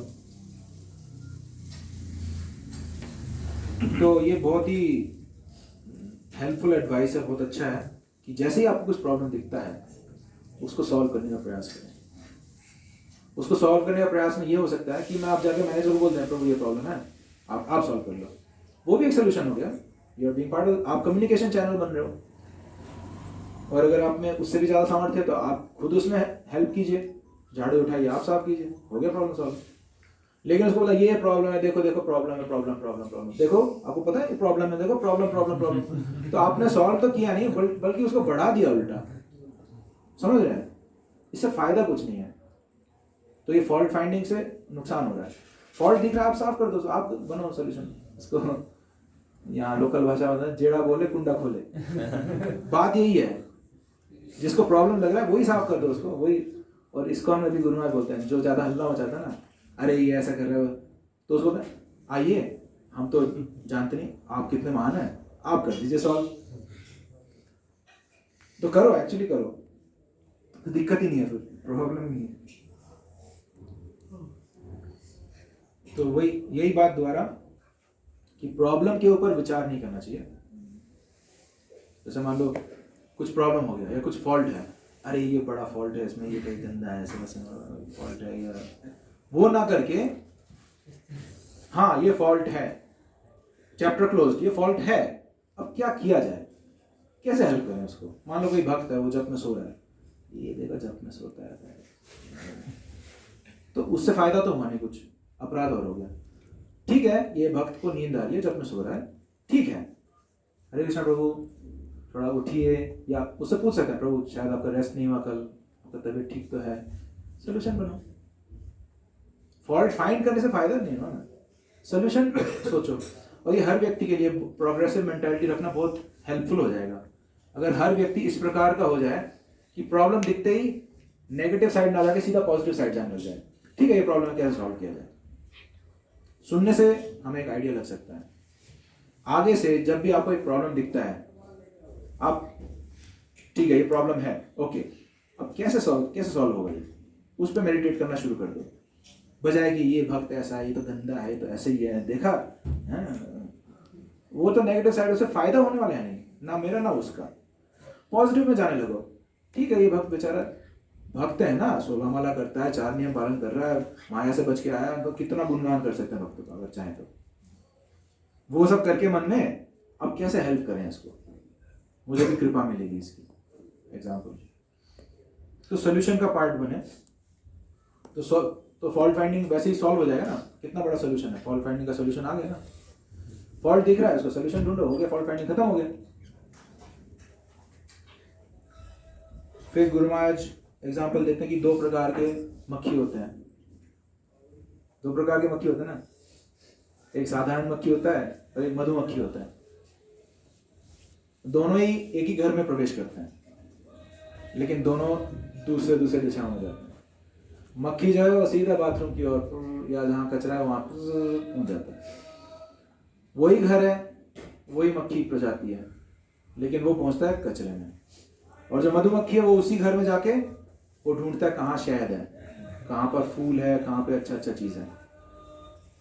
मैं नहीं बोल रहा, गुरु महाराज बोलते हैं, क्षमा करें, किसी को बुरा नहीं लगना चाहिए, गुरु महाराज बोलते हैं। तो धीरे धीरे मधुमक्खी के गुण अर्जित करने का प्रयास करें। और गलतियां तो रहेंगी, ये भी जान लें कि गलतियां रहेंगी, हमेशा रहेंगी। प्रभुपाद को एक भक्त ने चिट्ठी लिखा था, जीबीसी के मेंबर थे अत्रेय ऋषि प्रभु, वो अभी भी मिल जाएगा आपको पत्र, प्रभुपाद के लेटर्स में है। उन्होंने क्या लिखा मुझे पता नहीं, क्योंकि वो होते नहीं, केवल रिप्लाईज होते हैं, प्रभुपाद रिप्लाई करते हैं। तो अत्रेय ऋषि प्रभु को रिप्लाई कर रहे हैं कि you are wrong, you are expecting utopia, that is wrong. तुम चाह रहे हो कि सब कुछ एकदम परफेक्ट हो, वो कभी नहीं होगा। इसी में सीखो किस प्रकार एडजस्ट करना है। कभी भी सब कुछ परफेक्ट हो गया नहीं हो सकता, उसी में सीखना है किस प्रकार एडजस्ट करना, उसी में खुश रहना है कि हाँ ठीक है, अच्छे हैं, as a society, as a group, as a person, as a जो भी हम ठीक है, अच्छा है, और सुधार होता रहेगा।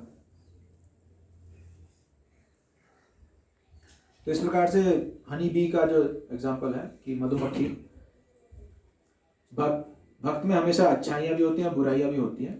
वो हम चेंज नहीं कर सकते हैं, वो खुद भगवान चेंज करेगा और वो मेहनत करके चेंज करेगा, हम उसको चेंज नहीं कर सकते हैं। लेकिन हम ये कर सकते हैं कि जो अच्छाइयाँ हैं उसको हम स्वीकार करें, ये भक्त इस काम में बहुत अच्छा है। और अगर वो हमसे मदद मांगता है तो हम उसकी बुराइयाँ भी उसके भला के लिए बोल सकते हैं, प्रभु ये अगर आप इसको सुधार करेंगे तो और अच्छा हो जाएगा। वो भी उसके मांगने पर है, फ्री एडवाइस नहीं दे। वाणी तपस्या में है, और डिटेल में नहीं जाऊँगा। उससे क्या होगा कि संबंध ठीक रहेगा, फॉल्ट फाइंडिंग भी नहीं होगा, उसको भी बुरा नहीं लगेगा। बल्कि आप इतना अच्छा आचरण करें, इतना अच्छा आप साधना करें, इतना अच्छा आप बिहेवियर करें कि वो खुद ही इंस्पायर्ड हो कि प्रभु इतने अच्छे हैं, मैं भी ऐसे बनना चाहता हूँ। तो वो आके पूछेंगे, प्रभु जी आप कैसे कर लेते हैं? कोई भक्त आके आपको भला बुरा बोलता है, आप कैसे सहन कर लेते हैं? तब आप उसको बता सकते हो, उसकी गलती को तब आप पॉइंट आउट कर सकते हो, क्योंकि वो सुनना चाह रहा है। उससे पहले आप उसको इंस्पायर करो अपने बिहेवियर से, अपने एक्शन से। तो आप उसका सुधार कर रहे हो, लेकिन एक अच्छा एग्जाम्पल बनकर। जैसे प्रभुपाद डिसाइपल्स हैं या जो सीनियर वरिष्ठ भक्त लोग हैं, उनको देख कितना इंस्पिरेशन मिलता है। ऐसा नहीं कि वो रोज रोज प्रवचन दे रहे हैं, वो तो प्रवचन नहीं दे रहे हैं, वो तो चुपचाप शांति से खड़े होकर अपना, लेकिन हम उनको देख के इंस्पायर्ड होता है कि 50 साल से, मान लो कोई भी प्रभुपाद डिसाइपल मायापुर जाते हैं, वृंदावन जाते हैं, बहुत सारे प्रभुपाद डिसाइपल्स हैं, उम्र हो चुकी है, वो क्लास में आते हैं, कुर्सी में पीछे चुपचाप बैठते हैं, क्लास एक बार भी नहीं दिया लेकिन कुर्सी में बैठते हैं रोज। तो वो भी प्रचार कर ही रहे हैं अपने आचरण से कि 50 साल से वो, मैं 15 साल से इतना मुश्किल हो रहा है मेरे को, वो 50 साल से झेल रहा है और वो खुश भी है। तो वो प्रचार हो ही रहा है एक प्रकार से आचरण से। तो इस प्रकार से हनी बी बन सकते हैं, सभी में कुछ अच्छा है वो अच्छा ही देख के। और अगर कोई मक्खी है तो वो उसमें भी गलती ढूंढेगा, तो देखो कुर्सी में बैठा है लेक्चर में, ये हम्बल नहीं है, हो सकता है ना, कुछ भी गलती ढूंढेगा, ये लेट आया आज हम, उनसे भी एक्सपेक्ट करते हैं लोग। मतलब इतना फॉल्ट फाइंडिंग का नेचर इतना स्ट्रांग होता है कि 80 साल के व्यक्ति से भी एक्सपेक्ट करते हैं कि देखो वो लेट आया होगा, या वो आया ही नहीं मंगलारती, और रोज रोज केवल दर्शनार्थी आता, देखो वो क्या, वो सिंसियर है ही नहीं भक्त। ऐसे करते हैं, नए भक्तों में होता है ये, तो न्यूफाइड स्टेज में होता है, मेरे साथ भी होता था पहले। तो ये बहुत डेंजरस है, बहुत ज़्यादा डेंजरस है, क्योंकि वही सभी में कुछ कुछ कमियां हो सकती हैं, लेकिन उसकी अच्छाई देख के उस देखो, तोल होता है ना, तुला, एक तरफ अच्छाई रखो, एक तरफ बुराई रखो, कौन सा? अच्छाइयाँ हमेशा भारी पड़ते हैं, हमेशा अच्छाइयाँ ही ज्यादा होती हैं और कमियां बहुत नेग्लिजिबल होती है, बहुत कम होती हैं। लेकिन जो मक्खी वाला मेंटालिटी, वो कमियों को ही, वो नहीं, यही ज्यादा है इसका, अच्छाई तो है ही नहीं, और ये कमियां ही हैं, जिससे हमारा ही नुकसान होता है। फॉल्ट फाइंडिंग ये एक अनर्थ है, और ये एक दायित्व गुरु का है, या जिसको सेवा दिया था कि इस वक्त का सुधार कीजिए, उसका दायित्व है। और वो इस तरीके से करेगा कि उसको बुरा भी नहीं लगेगा। वो जानता है, वो इतना मैच्योर है कि वो जब सुधार करेगा तो वो धन्यवाद करेगा कि प्रभु धन्यवाद, गुरु महाराज धन्यवाद, आपने तरीका जानते हैं वो, तो वो कार्य उनके लिए छोड़ देंगे। और किसी भी स्थिति में अपना गलती हम देखें, तत्तेनुकंपां सुसमीक्षमाणम्, मेरे पिछले कर्मों के कारण ही मेरे साथ इस प्रकार से हो रहा है, भगवान को धन्यवाद, इससे कई गुना ज्यादा हो सकता था, होना चाहिए था, लेकिन भगवान की कृपा है कि बहुत कम मिला है मुझे, तो उसको सहन भी कर पाएंगे सिचुएशन। अगर मान लो हमारा माइंड बहुत ज़्यादा वो कर रहा है, तो इस प्रकार से माइंड को काटा जा सकता है कि नहीं, तुम जो चिल्ला रहे हो इतना, एक्चुअली इससे कई गुना ज़्यादा होना था, तुम चुप रहो, बहुत अच्छी स्थिति में हो, धन्यवाद बताओ, चुप रहो। और एक है कि see the glass half full, positive mind set रखना। ये ग्लास है, ऊपर तक पानी भरा है, यहाँ तक। अगर फॉल्ट फाइंडिंग वाला एटीट्यूड रहेगा तो बोलोगे देखो इतना पानी कम क्यों छोड़ा है इन्होंने, ये पानी कम है इसमें, बदल के आओ, पूरा फुल भरो ऊपर तक। और अगर यहाँ पे भी क्यों ना हो पानी, तो जो पॉजिटिव एटीट्यूड है, अरे कम से कम इतना तो है, चलो अच्छा प्यास बुझ गया मेरा। ये थोड़ा मटेरियल चीज़ें हैं, लेकिन कुछ सोल्यूशंस हैं, ये टेम्परेरी सोल्यूशंस हैं। जब तक कि हम हायर टेस्ट और हम अपना बेस्ट देंगे ना, तो हम प्रसन्न रहेंगे कि मैंने अपना बेस्ट दिया, आई एम हैप्पी। कमी तो वहाँ महसूस होती है जब हम अपना बेस्ट नहीं देते हैं, फिर हम दूसरों में भी कुछ देखते हैं। ठीक है, तो ये सॉल्यूशंस हमने चर्चा किया है। आज का डिस्कशन सारा पॉजिटिव साइड से हुआ है, वह एक तरफा हुआ है ये। अब मैं ये नहीं बोलूँगा कि गलती बिल्कुल ना खोजो किसी में, ये भी नहीं बोल रहा हूँ। जहाँ कुछ गलत है, और गुरु महाराज तो बहुत हाई स्टैंडर्ड्स, बहुत हाई नहीं लेकिन हमारे लिए बहुत हाई है, वो गुरु महाराज सेट की है। तो जो सिंसियर भक्त हैं जनरली तो हमेशा अपनी गलतियाँ देखते ही रहते हैं, अपने कमियाँ देखते ही रहते हैं।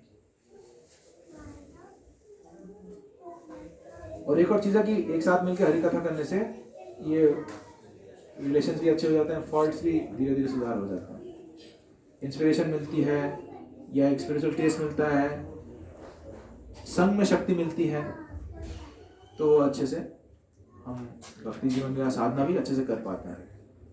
तो इस पे ज़्यादा फोकस करें कि एक साथ मिलके हम, जैसे प्रभुपाद ने, गुरुवार ने दिया है प्रोग्राम, उसको स्ट्रिक्ट अच्छे से अटेंड करें, सिंसियरली अटेंड करें, और अपराधों से बहुत सावधान रहें। अपराधों से बहुत सारे प्रॉब्लम्स आ जाते हैं। नाम जप में भी अपराध का चर्चा हुआ था, फिर यहाँ पे इस तात्पर्य में भी अपराध रहित होकर श्री भगवान के बारे में श्रवण तथा उनका गुणगान किया जाता है। तो अपराधों से बचना बहुत जरूरी है। भक्ति मार्ग में ज़्यादा कुछ दिक्कत है नहीं, सबका सुधार होगा, आज नहीं तो कल, नहीं तो परसों, नहीं तो अगले जन्म में, नहीं तो दूसरे तीसरे जन्म में। हम पे डिपेंड करता है हम कितना जन्म, सुधार तो सबका होगा। तब तक शांति बनाए रखें,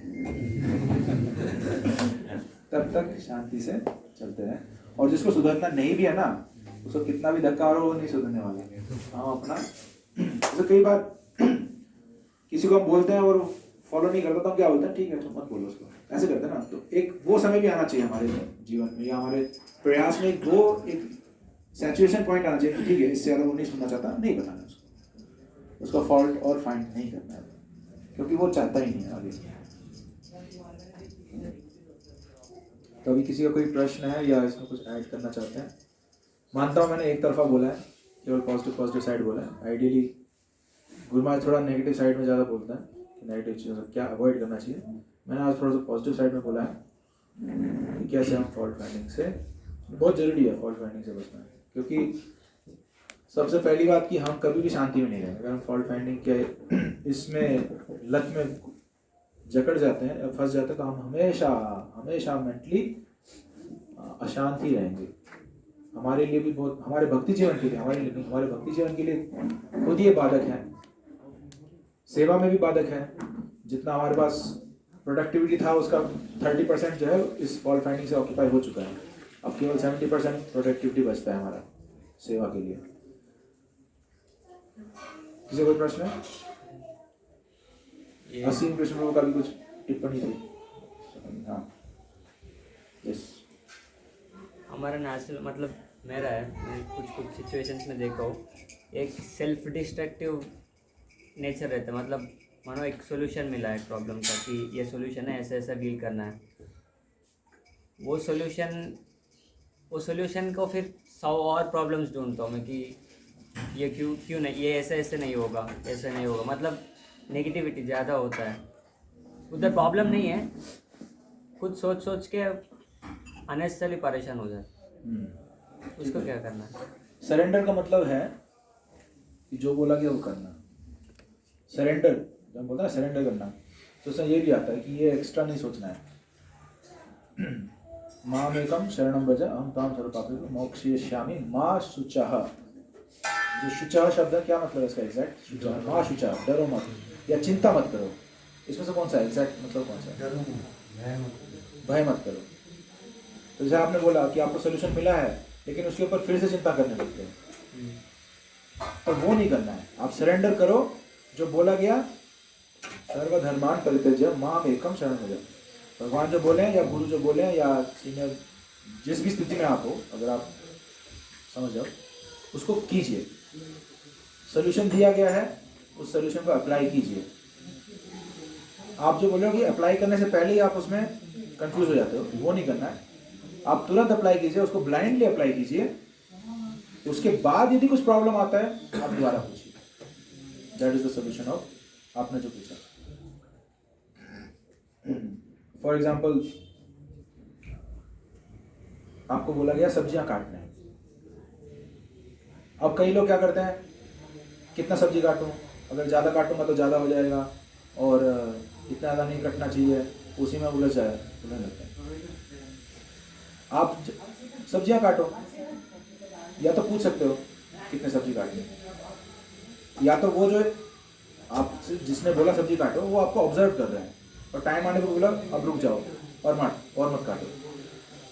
सरेंडर्ड हो ना आप, मतलब वो भी रेस्पॉन्सिबल हो रहा है। अगर इसने मेरे को सरेंडर किया है तो मैं भी इसको रेस्पॉन्सिबल हूँ, I will follow up.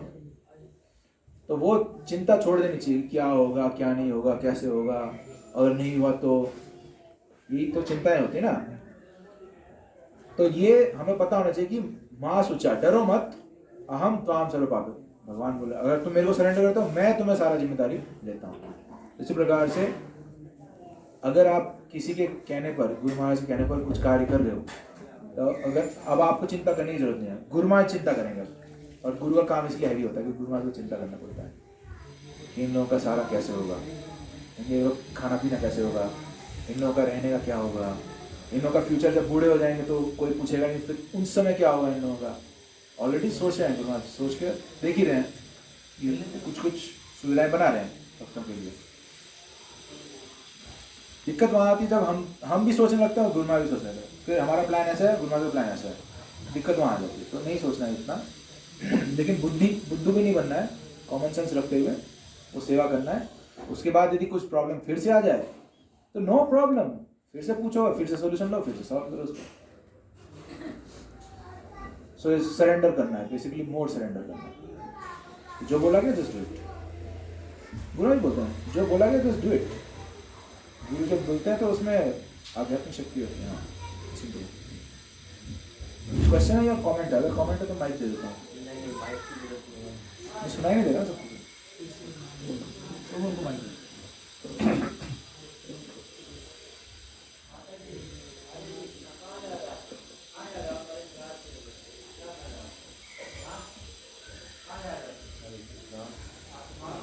Mic ठीक करो। हरे कृष्णा। हाँ, प्रभु जी एक अपना व्यू पॉइंट शेयर करना चाहता था। अब जैसे अभी आपने एग्जांपल दिया, मैं महाराज की बात नहीं करता हूँ कि जैसे किसी को सेवा दी कि इतना काम सेवा करो तो हमको उसको फॉलो करना है। तो मेरा ऐसे विचार है कि अगर तो डिवोटी एंथुसियास्टिक होगा उसको कहने की जरूरत ही नहीं है, उससे ज़्यादा सेवा कर लेगा। तो एक लीडर की एक बहुत बड़ी रिस्पॉन्सिबिलिटी ये भी बनती है कि अपने जो डिवोटीज हैं उनके अंदर एक ऐसा एंथुसियाज्म क्रिएट करे कि उसको बिना कहे ही वो सेवा करते।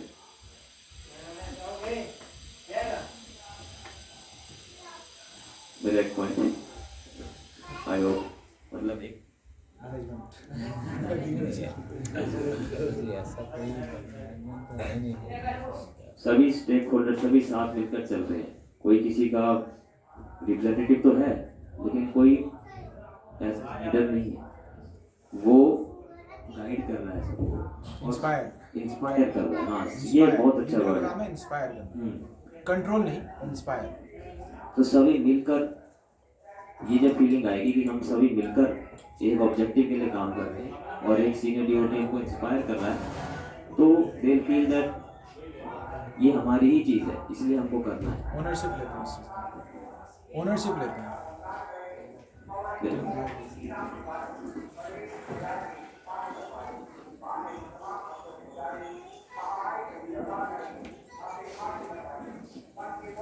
लीडरशिप, लीडरशिप के कुछ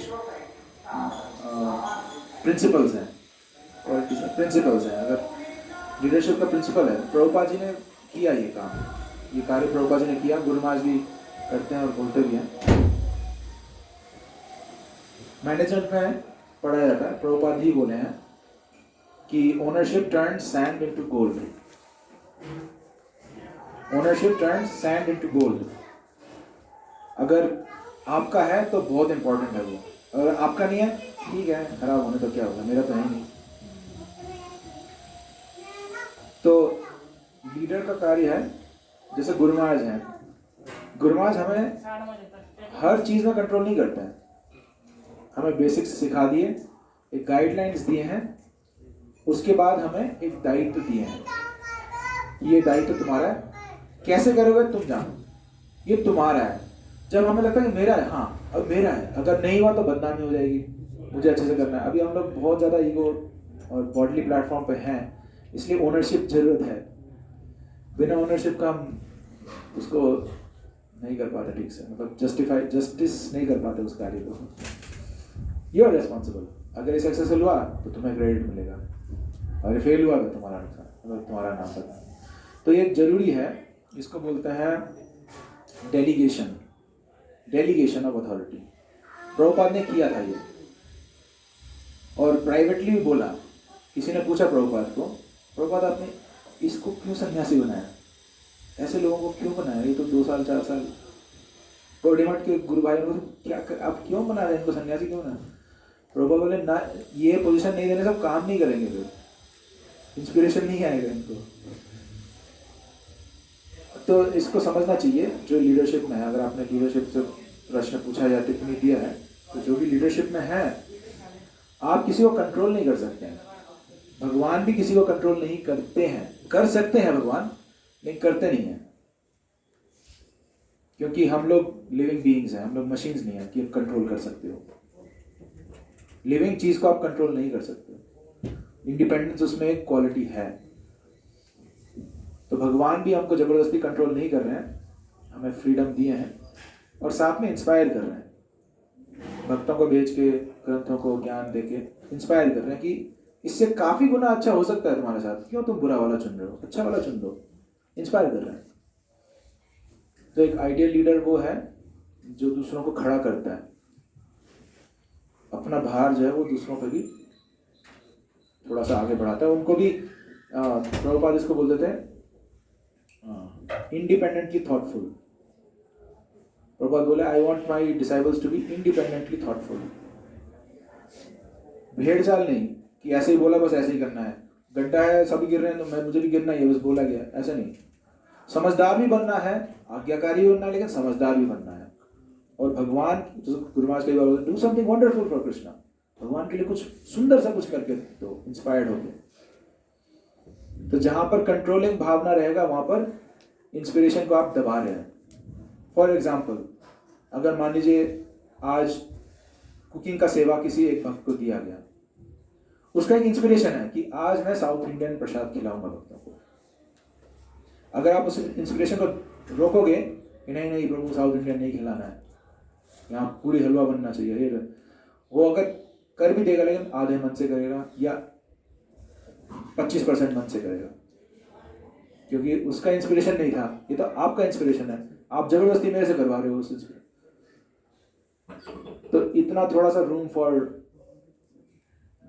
इंडिपेंडेंस देना चाहिए।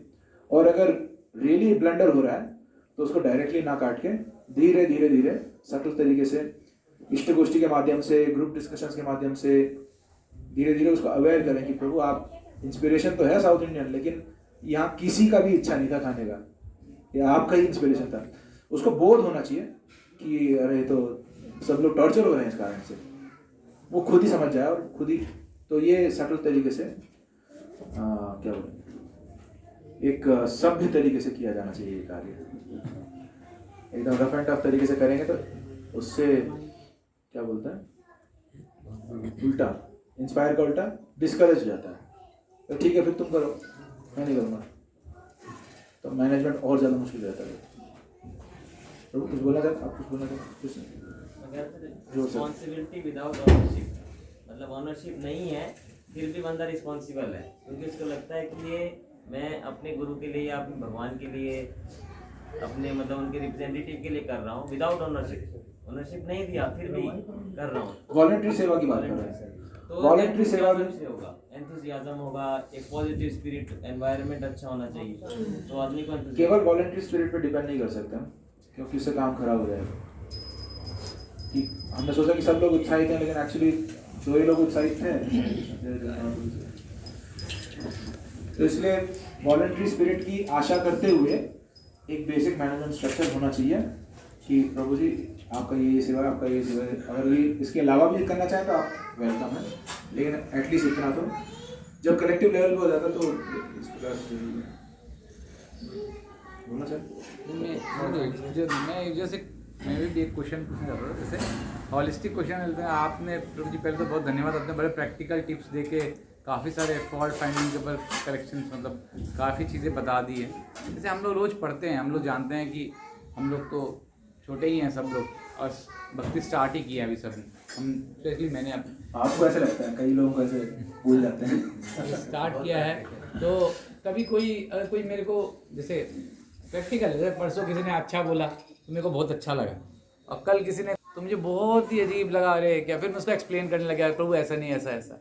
तो मैं भोक्ताराम यक्तप्साम तो मुझे पता है कौन है भगवान है, और मैं तो छोटा ही हूँ, मैं तो स्टार्ट कर रहा हूँ। गुरु महाराज हम तो बार बार ऐसा फीलिंग क्यों आता कि कोई तारीफ़ करता तो खुशी आ जाती है बार बार, और कुछ बोल देता तो उसके लिए कुछ ऐसा मन मुटाव सा आ जाता है। ये कब ठीक होगा, या कैसे इसको करेक्शन कैसे किया जाए? तो काफ़ी हाई लेवल की बात है, मतलब जो काफ़ी एडवांस डिवोटी है वो विचलित नहीं होता इन चीज़ों से। लेकिन जैसे हम वर्णाश्रम धर्म स्थापित करना चाहिए हमें, वैष्णव के लिए ज़रूरी नहीं है, लेकिन अभी हम उस लेवल पे आए नहीं हैं, इसलिए एक वर्णाश्रम स्ट्रक्चर की आवश्यकता पड़ती है। एनकरेजमेंट की ज़रूरत है हम सबको, बेसिकली हम सबको एनकरेजमेंट की ज़रूरत है कि हम सही हैं, हम अच्छे हैं और कीजिए। इसके बिना हमें लगता है कि क्या मैं ठीक कर रहा हूँ या मेरे से गलतियाँ हो रही हैं, मैं गलत ही हूँ तो छोड़ ही देता हूँ मैं, है ना। गुरु महाराज का हमेशा यही काम होता है। कोई भी व्यक्ति गुरु महाराज के पास जाता है, इतने सालों से हम देख रहे हैं, वो रोते हुए जाता है रूम के अंदर और हंसते हुए आता है बाहर। कभी उल्टा नहीं हुआ कि हंसते हुए गया और रोते हुए आया बाहर। हमेशा रोते हुए जाता है अंदर और हंसते हुए बाहर आता है। तो ऐसे क्या कर दिया गुरु महाराज ने? गुरु महाराज इंस्पायर किया उसको, तो तुम बहुत अच्छे कर रहे हो, करो, मैं चाहता हूँ तुम और करो, बहुत अच्छा करो करो। प्रभात बोले I am simply fanning the spike. कुछ भी अच्छा गुण दिख गया मैं उसी को बढ़ाने का प्रयास कर रहा हूँ कि इसमें ये कला है, इसमें ये इंक्लिनेशन, इसमें ये टैलेंट है, उसको कैसे इंकरेज करें। तो हमको गुरु महाराज से सीखना चाहिए कि हमें सबको इंस्पायर करना है। अगर किसी में ये ईर्ष्या का जस्ट उल्टा है। ईर्ष्या का मतलब किसी में कुछ अच्छाई है उसको सहन नहीं करके बुझा दो इसको, इसमें ये स्पार्क है, आग लग जाएगा, ये मेरे से बड़ा हो जाएगा एक दिन, बुझा दे उसको आज ही, इसको गलत साबित कर दोगी, ये ईर्ष्या है।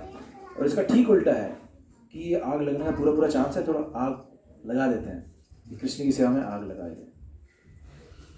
तो इंस्पायर करना, जो व्यक्ति ईर्ष्या से मुक्त है, भक्ति तो वही, मतलब भक्त वही होगा ना, भक्ति तभी स्टार्ट हो सकती है।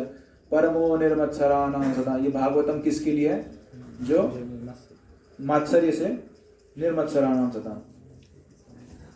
तो हमको उस लेवल पे आना चाहिए, पड़ेगा, और क्या बोलते हैं, इंस्पायर। तो एक दूसरे को इंस्पायर करके ये भी हेल्पफुल है। अगर मेरे को हर समय काटा जा रहा है, नेचुरली मैं भी दूसरों को काटना चाहूँगा, चेन रिएक्शन होता है ये।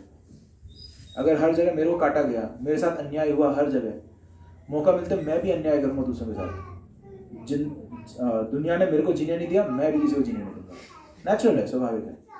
लेकिन भक्त समाज में ये बहुत जरूरी पॉइंट है जो बता रहा हूँ। हो सकता है ऐसे लगे कि, लेकिन बहुत ज़्यादा प्रैक्टिकल, क्योंकि हम इसी लेवल पे हैं अभी। लेकिन मैं यही, जैसे कल गुरु महाराज पूछे कि क्या अच्छा लगा कृष्ण कॉन्शियस, मैंने यही पॉइंट बोला कि हमारे पास एक ऐसा समाज है जो जिससे हम डरने की जरूरत नहीं है, हमेशा इंस्पायर करेंगे, हेल्प करेंगे। उससे क्या होता है, फिर हम भी बोलते हैं अब सब लोग मेरे को हेल्प कर रहे हैं, इंस्पायर कर रहे हैं, मैं भी क्यों ना हेल्प करूँ किसी और को, मैं भी आगे इंस्पायर करता हूँ। गुरु महाराज मेरे को हमेशा इंस्पायर ही किए हैं, मैं किसी को काटूँ क्यों, मैं भी हेल्प करूँगा, मैं भी इंस्पायर करता हूँ उसको। तो ये एक्सपीरियंस से सीखता हूँ। हमें बार बार इंकरेजमेंट मिला है, बार बार इंस्पिरेशन ही मिला है, बार बार गलतियाँ हमने की हैं, हमने स्वीकार भी किया मैं गलत हूँ। फिर भी जिसके पास पावर था उसके पास दो ऑप्शन थे, या तो मारो इसको या तो बचा लो इसको, हमेशा मेरे को छोड़ ही दिया। तो वो भावना मेरे अंदर भी आ जाती है कि जब मैं गलत था तो मेरे को नहीं डांटा गया या मेरे को नहीं मारा गया, तो अब कोई गलत है तो उसको भी बख्श दे के उसको इंस्पायर कर देते हैं। ठीक है ना? तो ये इसको बोलते हैं मैच्योरिटी। जहाँ जरूरत है वहाँ ठीक है, डांटना भी चाहिए और बताना चाहिए। लेकिन ये चीज़ ना, जैसे ह्यूमिलिटी कम्स फ्रॉम ह्यूमिलिएशन, उसी प्रकार से अब क्या बोलेंगे, इंस्पिरेशन कम्स फ्रॉम इंस्पिरेशन। तो ये तो नहाने के जैसे है, रोज ही चाहिए। तो एक इसीलिए बोलते हैं वरिष्ठ भक्तों के साथ संग करो, इसीलिए बोलते हैं क्योंकि वरिष्ठ भक्तों में ये क्वालिटी है कि वो ईर्ष्या नहीं है, वो आपको फैन करेंगे, आपको आगे इंस्पायर करेंगे। तो उनका संग करके हम भी वैसे बने, फिर हमें भी सीनियर माना जाए। कई बार होता है कि मेरे को क्यों नहीं मानते सीनियर लोग मेरे को सीनियर क्यों नहीं मानते, मैं इतने साल से हूँ। तो कारण ये है कि भाई वो जो सीनियर का क्वालिटी था इंस्पायर करने का, जैसे उपदेशा में तो हुआ ना, निंदादि शून्यम संग लब्धा। किसका संग करो? जो दूसरों को निंदा करने में इंटरेस्टेड नहीं है, आपका अच्छा गुण देख के आपको फैन करेगा, उसका संग करो आप। तो वो जैसे जब वो क्वालिटी आ जाएगा उस दिन आप सीनियर हो। और वैसे भी कितना सीनियर हो, लेकिन जब तक ये क्वालिटी नहीं आएगा तो लोग जो इंटेलिजेंट लोग हैं वो समझ जाने के एक नजरिए होल एंड सोल ऐसा नहीं है, एक एंगल से देखा जा रहा है। अब कोई बोले कि बस इसी लेवल की सीनियरिटी, नहीं, ऐसा नहीं, बहुत सारे लेवल से सीनियरिटी देखने का, ये एक एस्पेक्ट है उसमें। बोलना चाहता है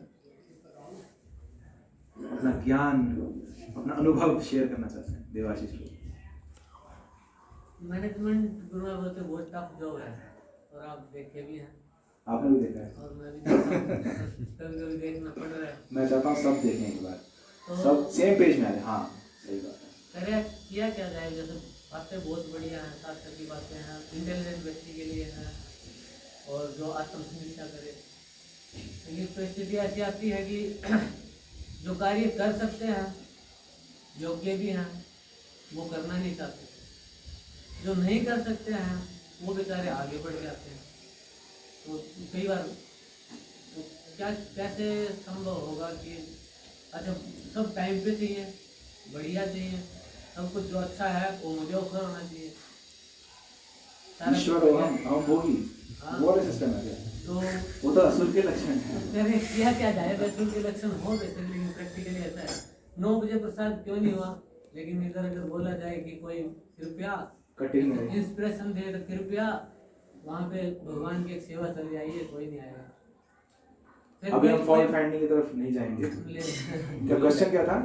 क्वेश्चन ये है कि कैसे किया जाए, how to work done management कैसे। हाँ, एक तो ये रेगुलर डिस्कशंस होते रहें और इंस्पायर करते रहें, सीनियर डिवोटीज का संग मिलता रहे, तो लगेगा कि जिंदगी आसानी है। जितना मुश्किल हम जितना मुश्किल कर रहे हैं ना, उतना मुश्किल है नहीं। जिंदगी आसानी है, भक्ति जी आसानी है। सीनियर भक्तों का संग करने से ऐसे ठीक है, खुश गुरु महाराज के पास जाते हैं ना, हम तो एकदम भारी भारी होके जाते हैं। अपने जो गृहस्थी में वो गृहस्थी का सब भारी भर लेके जाते हैं, जो ब्रह्मचारी आश्रम में वो ब्रह्मचारी आश्रम का भारीपन लेके जाते हैं। लेकिन गुरु महाराज पे जाते ही हाँ कुछ प्रॉब्लम है नहीं, ठीक ही तो है सब कुछ, सबको यही एक्सपीरियंस हुआ ना। तो गुरु महाराज इंस्पायर कर ऐसा कुछ जादू नहीं किया। गुरु महाराज ने बोला चिंता मत करो। कभी कभी ये भी सुनने की जरूरत है कि चिंता मत करो, बस इतना हाँ अच्छा चिंता नहीं करना है। तो ये रातों रात तो होने वाला है नहीं। गुरु महाराज बोलते हैं this is not overnight, this is gradual process. बस उस बीच में मुश्किल क्या होता है कि हम चिंता करने लग जाते हैं। दिक्कत यही है, प्रोसेस चल रहा है, अभी भी चल रहा है, चलता भी रहेगा, लेकिन वहाँ पे हम फॉल्ट फाइंडिंग घुसा देते हैं, वहाँ पे एक्सपेक्टेशन घुसा देते हैं, वहाँ पे हम चिंताएं घुसाते हैं, मेंटल स्पेकुलेशन घुसाते हैं, बहुत सारी चीज़ें घुसा देते हैं और उसको बड़ा प्रॉब्लम, ये तो बहुत बड़ा प्रॉब्लम है, लेकिन काम फिर भी हो रहा है और होगा वैसे उसी स्पीड में होगा काम।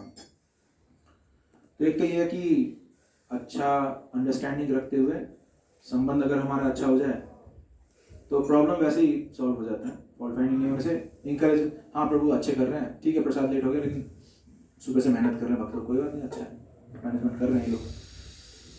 और दूसरा तरीका फिर ये है कि समय से सीखेंगे,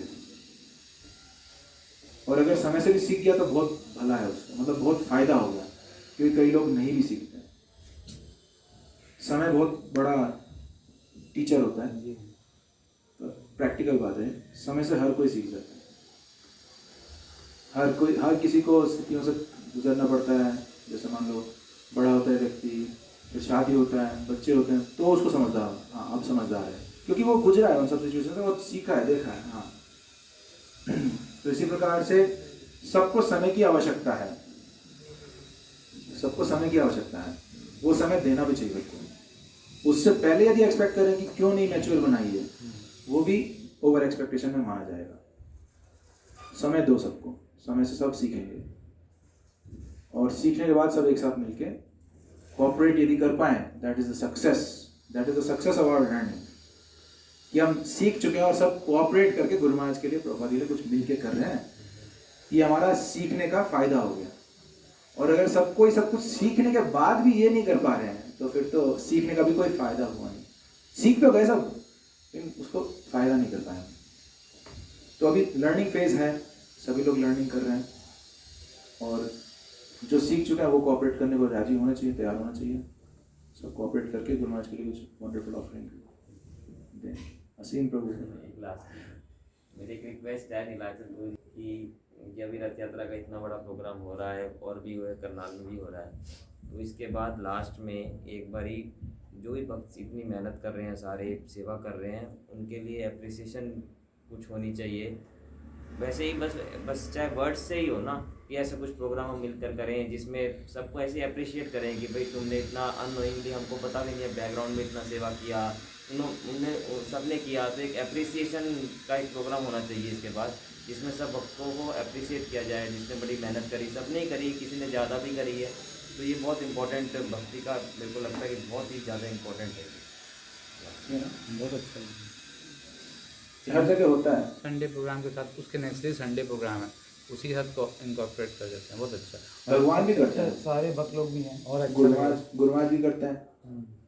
जैसे कोई भी साधु धर्म हो गया, उसके बाद अप्रिशिएशन करते हैं, थैंक्स गिविंग होता है, उनको गिफ्ट्स भी देते हैं। भगवान भी अपने भक्तों को गुणगान करते ही हैं। तो ये अच्छा पॉइंट है, हमें भी अपने ग्रुप में इसको इनकॉर्पोरेट कर देना चाहिए। कल पितामह गुरु से भी चर्चा परसों हो रहा था इसी बात कि हम सर्फ एक्सेल तो यूज़ करते हैं, लेकिन बाद में अप्रिसिएशन भी देना चाहिए। वैसे तो नेचुरली होना चाहिए, एक डिवोटी का क्वालिटी है कि दूसरों में अच्छा देख के उसको गुणगान करे उसको। तो अभी हम हैंड यूज करते तो इसको ऑफिशियली कर देना चाहिए। सिंपल का